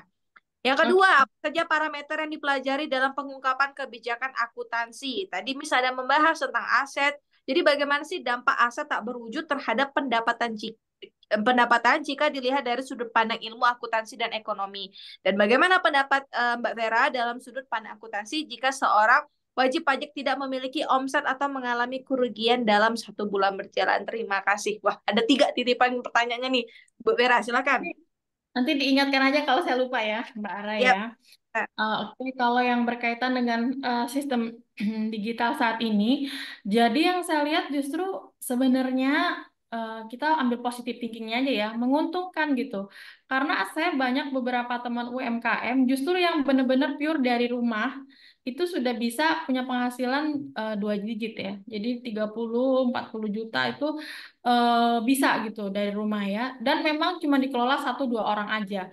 Karena apa? Karena dia memanfaatkan digital gitu. Karena dia jualan di TikTok, jualan di IG, jualan di marketplace, Shopee gitu ya, Tokopedia. Itu semua dimanfaatkan. Sama konten-konten gitu juga sangat, menurut saya sangat pengaruh besar sekali saat ini ya. Jadi apalagi buat teman-teman nih mungkin nih di daerahnya saat ini punya usaha keripik tadi yang di Lampung mungkin ya, usaha keripik yang mungkin belum dijual di platform gitu ya. Menurut saya itu sangat peluang tinggi sekali karena yang memakai medsos ini kan sangat tinggi sekali ya di Indonesia gitu ya.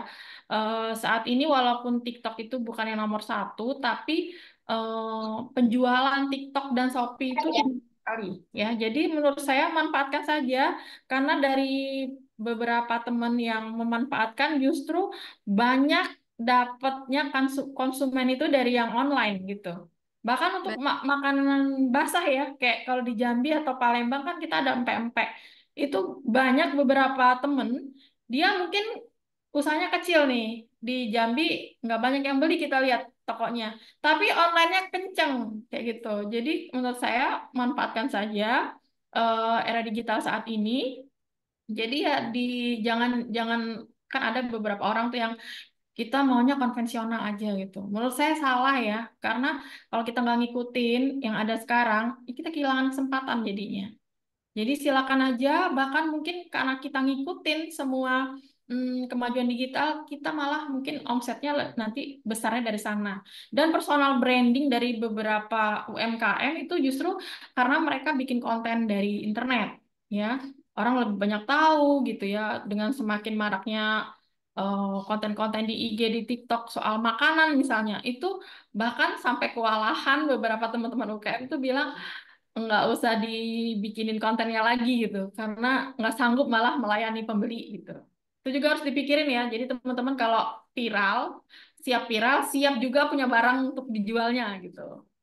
Jadi menurut Oh, saya perlu banget ya. Dan yang eh, kedua tadi aset tidak berwujud ya. benar.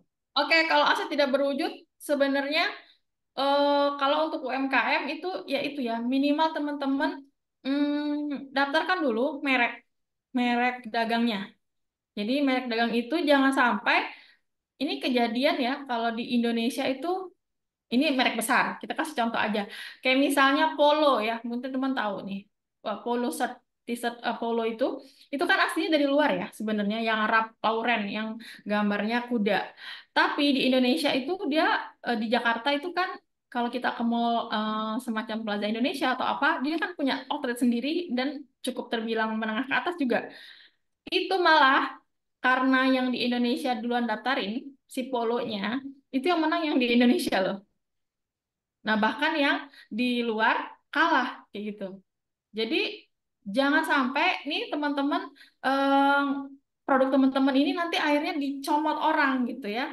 Dan usahakan juga mereknya tuh jangan kayak nama daerah ya, pempek Jambi misalnya gitu. Jangan nanti itu susah perizinannya. Yang saya tahu untuk hakinya susah. Jadi memang benar-benar nama aja gitu. Dan dari awal kalau memang menurut teman-teman itu bakal dipakai terus, dari awal udah daftarin aja, daftarin dulu. Jadi itu nanti bisa jadi aset tidak berwujud teman-teman. Sama satu lagi, aset tidak berwujud itu juga kalau sekarang itu bisa dikatakan kaitannya sama skillnya teman-teman, skill karyawannya teman-teman itu juga bisa jadi aset tidak berwujud sebenarnya ya. Bahkan nih sekelas perusahaan Gojek ya teman-teman ya, itu kan nggak ada aset tetapnya apa ya, nggak ada ya. Itu mungkin ada lah satu kantornya, mungkin nanti di Jakarta ada satu kantornya, tapi berawal mulanya itu kan dia mainnya dari situ, aset tidak berwujudnya. Bahkan kan sekarang Gojek itu sama Tokopedia jadi GoTo, dia masuk Bursa Efek, dia masuk LQ45 loh, teman-teman. Dari padahal dia baru mulai 2011. Nah, kayak gitu. Jadi saat ini kayaknya juga trennya ya, kayaknya Mbak Ara trennya juga perusahaan-perusahaan yang apa startup ya, yang Benar. startup. Ya, jadi yang startup itu sekarang jadi tren dan itu kan asetnya tuh lebih tinggi aset tidak berwujudnya daripada aset berwujudnya. Kayak gitu. Jadi teman-teman yang menurut teman-teman punya merek yang bagus gitu ya, resep yang bagus, udah langsung aja daftarin. Ya. Oke, siap-siap. Satu lagi apa Mbak tadi lupa saya? Kalau yang satu lagi nih, apa saja parameter yang dipelajari dalam pengungkapan kebijakan akuntansi katanya? Pengungkapan kebijakan akuntansi. Oke, kalau kebijakan akuntansi itu misal nih untuk persediaan ya, nih teman-teman misalnya punya kafe. Nah, kafenya udah berdiri 3 tahunan nih misalnya. Nah, bukan persediaan ya, sorry, pencatatan aset tetapnya. Aset tetap itu di akuntansi itu banyak metodenya. Ya, ada yang metodenya pakai garis menurun, saldo menurun, ada yang pakai garis lurus, ada yang pakai angka tahun kayak gitu. Nah, itu salah satu contoh. Nah, kita ambil kalau saya itu pernah nangani klien, jadi saya ambil yang garis lurus aja karena untuk pajaknya sama. Jadi kita samain. Jadi laporan keuangannya untuk pajaknya itu udah tinggal nerusin aja gitu. Jadi untuk penyusutannya sama kayak gitu. Jadi kalau kita ngomongin pengakuan untuk akuntansi itu banyak banget Mbak Ara. Jadi untuk persediaan bagaimana, misalnya ya untuk yang punya furniture nih, kita mau jual barang yang kayak mana? Ada LIFO, ada FIFO. Yang pertama masuk dijual dulu, apa yang terakhir masuk. Itu macam-macam memang apa metode-metodenya. Tapi kalau untuk UMKM sebenarnya metode-metodenya nggak sampai sejauh itu sih. Jadi kita pilih Oh, aja yang simpel-simpel oh, tapi sudah sesuai standar kayak gitu aja. oke. Yang tadi menarik juga nih Mbak Vera ya soal aset tidak berwujud tadi ya. Soal haki ini bahkan bukan hanya polo ya, banyak kayak geprek bengsu itu kan udah Ya. berapa kali sidang gitu ya baru ada putusan bahwa ternyata yang apa namanya yang mendaftarkan duluan ini siapa gitu ya bahkan juga bertahun-tahun itu ya untuk mengurus apa namanya pertikaian soal brandnya ini. Makanya teman-teman apalagi mungkin memang yang UMKM sebenarnya eksportir juga misalnya teman-teman punya brand dan serasa brandnya itu bakalan dipakai dalam jangka waktu yang panjang. Nah, biar nggak dicomot orang lain dulu kalau kata Bu Vera, didaftarkan aja hakinya Iya. teman-teman. Karena sekarang udah banyak banget tempat pendaftaran haki diizinkan .id juga bisa ya. Jadi teman-teman bisa konsultasi pendaftaran hakinya seperti apa. Sebelum nanti kalau misalnya teman-teman mau branding lebih gede lagi, ternyata udah dipakai dulu sama orang lain. Nah, sehingga Iya.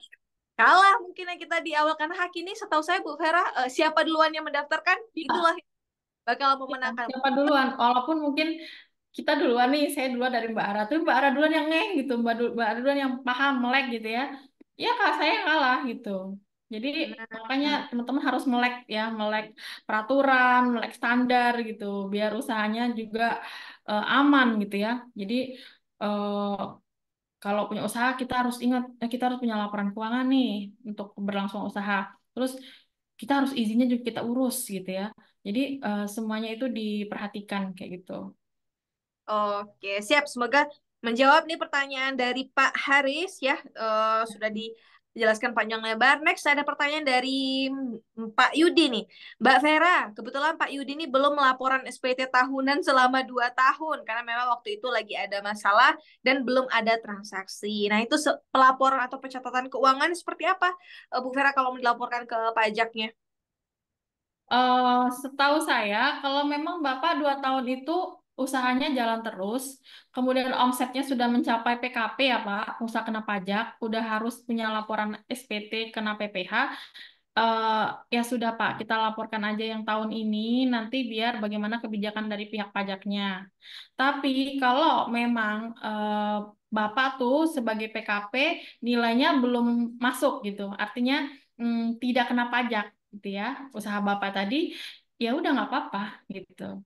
Jadi kalau memang usaha Bapak ini sudah kena pajak, tapi Bapak tidak laporin, mendingan kita ikutin aja alurnya Pak, gitu. Karena nanti susah di kita juga, gitu ya. Jadi diikutin alurnya. Kalau memang Bapak bingung, saran saya nggak apa-apa Pak, pakai tenaga profesional. Jadi bisa pakai akuntan, kemudian bisa pakai konsultan pajak, gitu ya.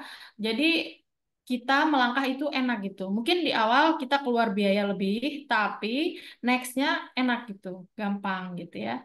Jadi teman-teman itu UMKM juga kalau memang udah punya aset, bukan aset ya, udah punya omset yang lumayan, itu jangan takut melimpahkan kerjaan itu ke yang profesional gitu ya. Jangan dipakai sendiri, jangan dikerjain sendiri. Kelihatannya kita menghemat, tapi nanti malah justru itulah yang membuat kita nggak berkembang gitu ya, kayak gitu. Kita bisa bisa pakai jasa ketiga, nggak mesti kita hire sepanjang tahun ya. Kita bisa pakai cuman pada saat pelaporan saja, pakai konsultan pajak, pakai konsultan keuangan, pakai akuntan gitu ya, pakai kayak misalnya dari Belantika ada izin gitu, pakai izin gitu, jadi kita jalannya enak kayak gitu.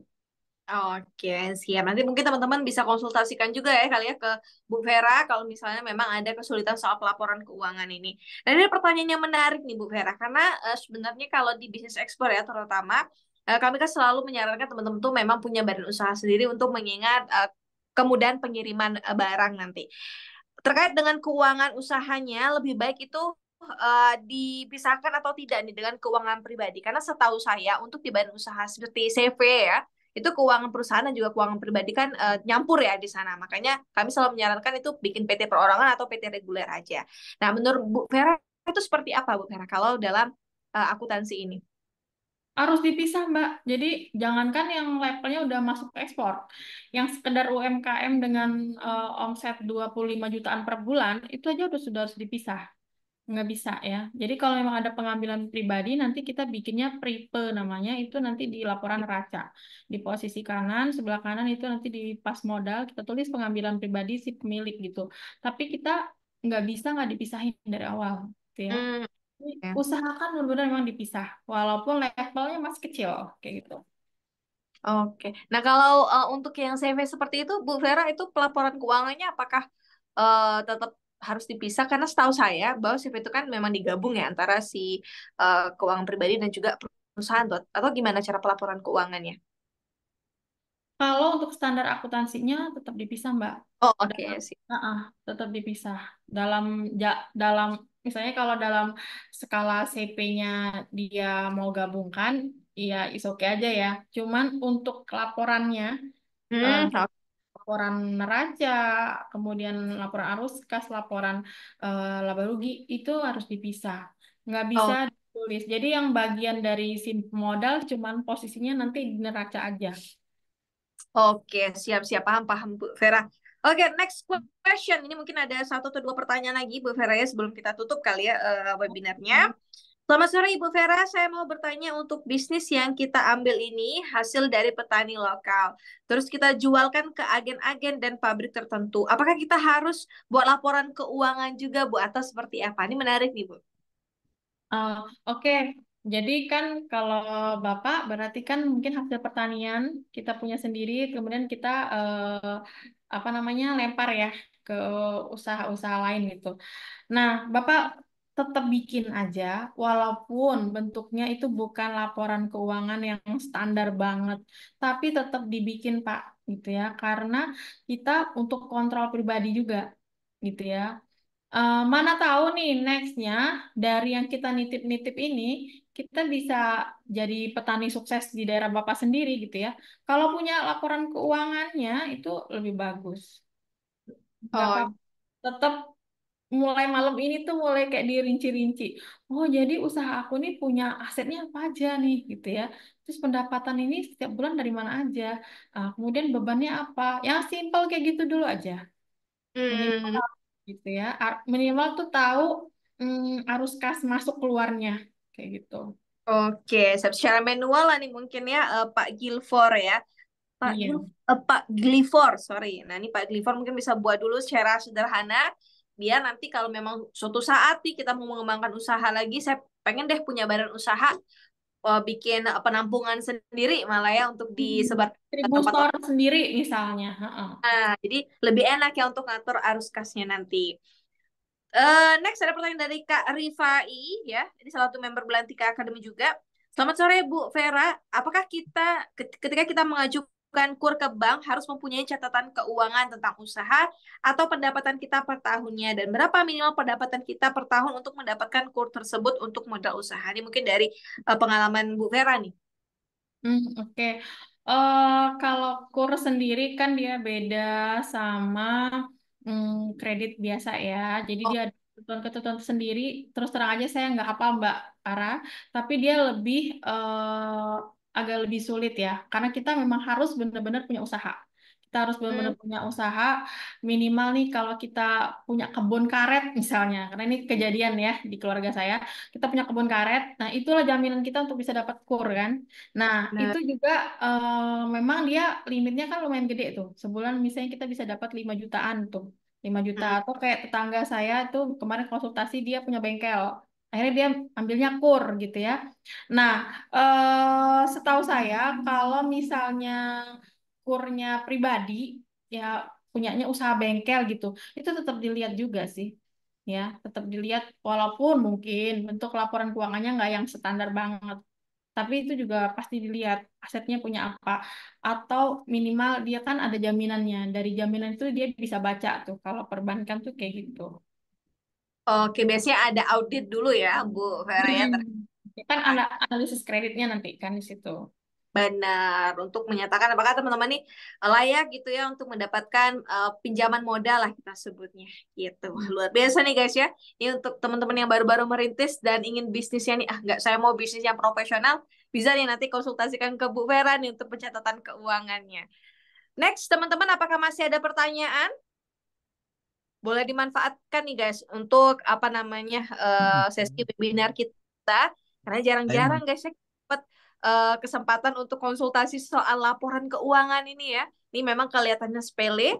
Oke, ada pertanyaan dari Pak siapa nih Pak? Pak Meveri, silakan Pak Oh Meveri. iya. Boleh. Ya, Makasih. oke. Assalamualaikum. Bu Waalaikumsalam Vera. warahmatullahi wabarakatuh.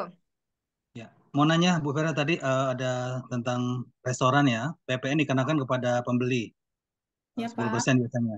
Itu kenapa harus dikenakan kepada konsumen Bu? Tidak dikenakan kepada yang punya restoran. Nah, makasih Bu Vera. Oke. Jadi kalau PPN kan itu ketentuan dari pemerintah ya Pak. Jadi pajak restoran. Jadi pajak restoran itu nanti kan diambilnya dari pemerintah kota ya. Kayak misalnya di Jambi berarti pemerintah Jambi gitu. Itu kan memang udah peraturan daerah gitu ya. Dan saya pikir semua peraturan daerah di Indonesia sama. Semua restoran, bioskop itu kita punya pajaknya. Nah, Hmm, PPN sendiri itu kan nanti ada dua. Ada PPNM, ada PPNK. Nanti PPNM itu artinya kan waktu orang belanja, waktu orang customer kita makan, kita kenakan 10%. Itu nanti namanya PPNM, masukan kita kan, masukan ke perusahaan, ke KP kita. Nanti kita sebagai yang punya KP, itu kan kita bayarin ke pajak.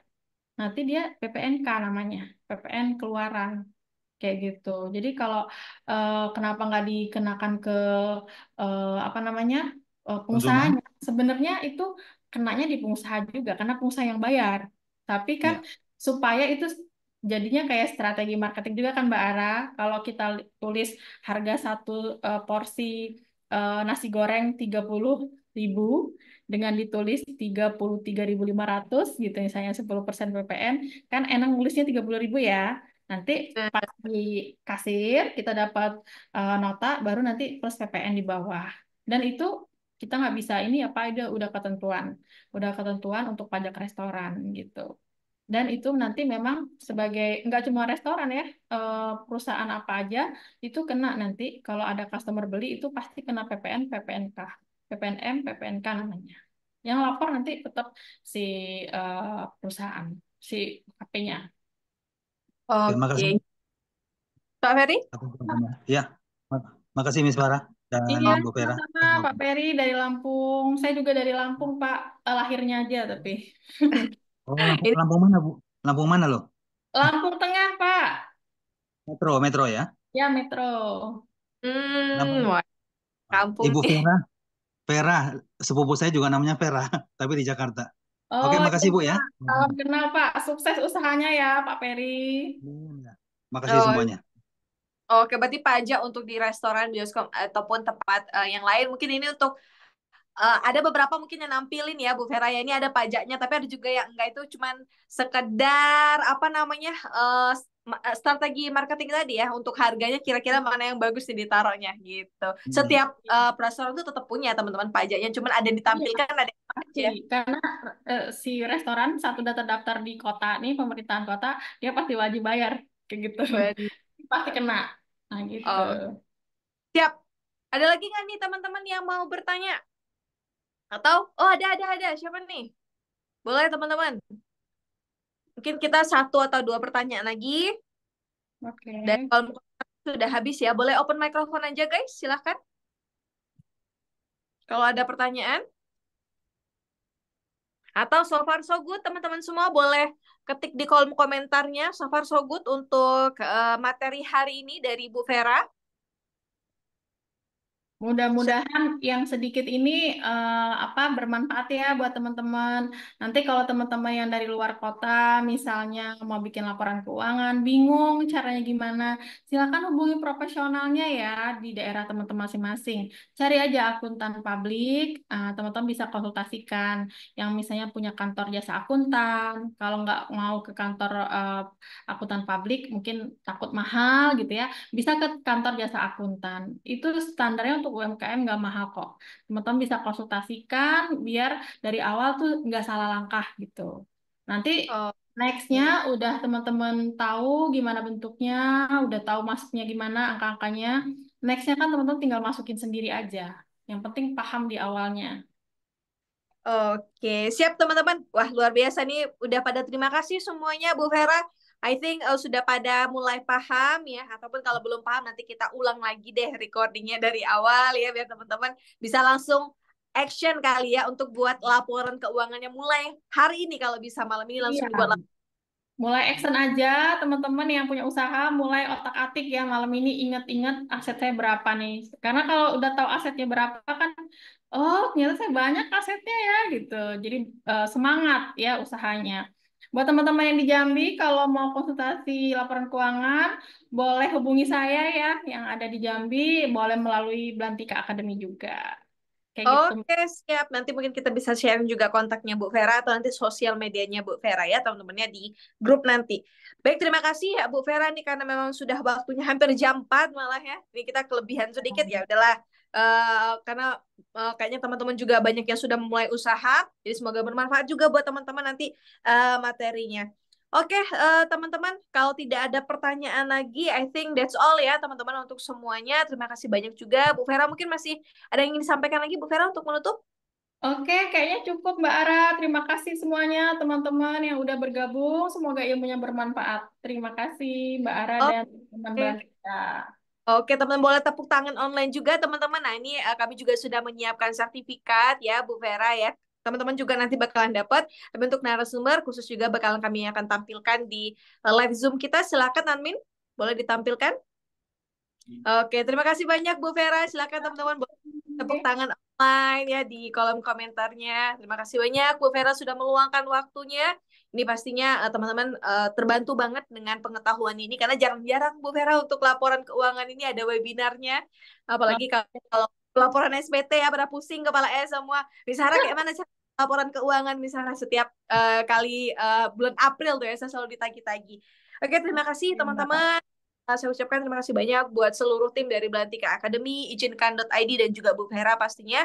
Seluruh peserta Zoom webinar ekspor Belantika Academy dengan tema cara membuat laporan keuangan UMKM dan juga eksportir. Kalau ada kekurangan dan juga ketidaknyamanan saat kita melakukan webinar ini, kami mohon maaf sebesar-besarnya. Untuk recordingnya nanti teman-teman bisa lihat di YouTube-nya Belantika Academy. Saya mewakili semua tim dari Belantika Academy mengucapkan terima kasih banyak, teman-teman keren semua. Kita bakalan ketemu di webinar-webinar berikutnya. Kita tadi juga sudah screenshot, bakalan kami kirimkan juga ke grup kita. Saya akhiri untuk webinar kali ini, Bu Vera dan juga teman-teman yang lain dengan ucapan Alhamdulillahirrabbilalamin. Wassalamualaikum warahmatullahi wabarakatuh. Selamat sore teman-teman semua. Salam, selamat sore semuanya. Besok kita bakal ada webinar lagi, guys. Thank you so much, Bu Vera dan teman-teman yang ada di Zoom. Selesai juga.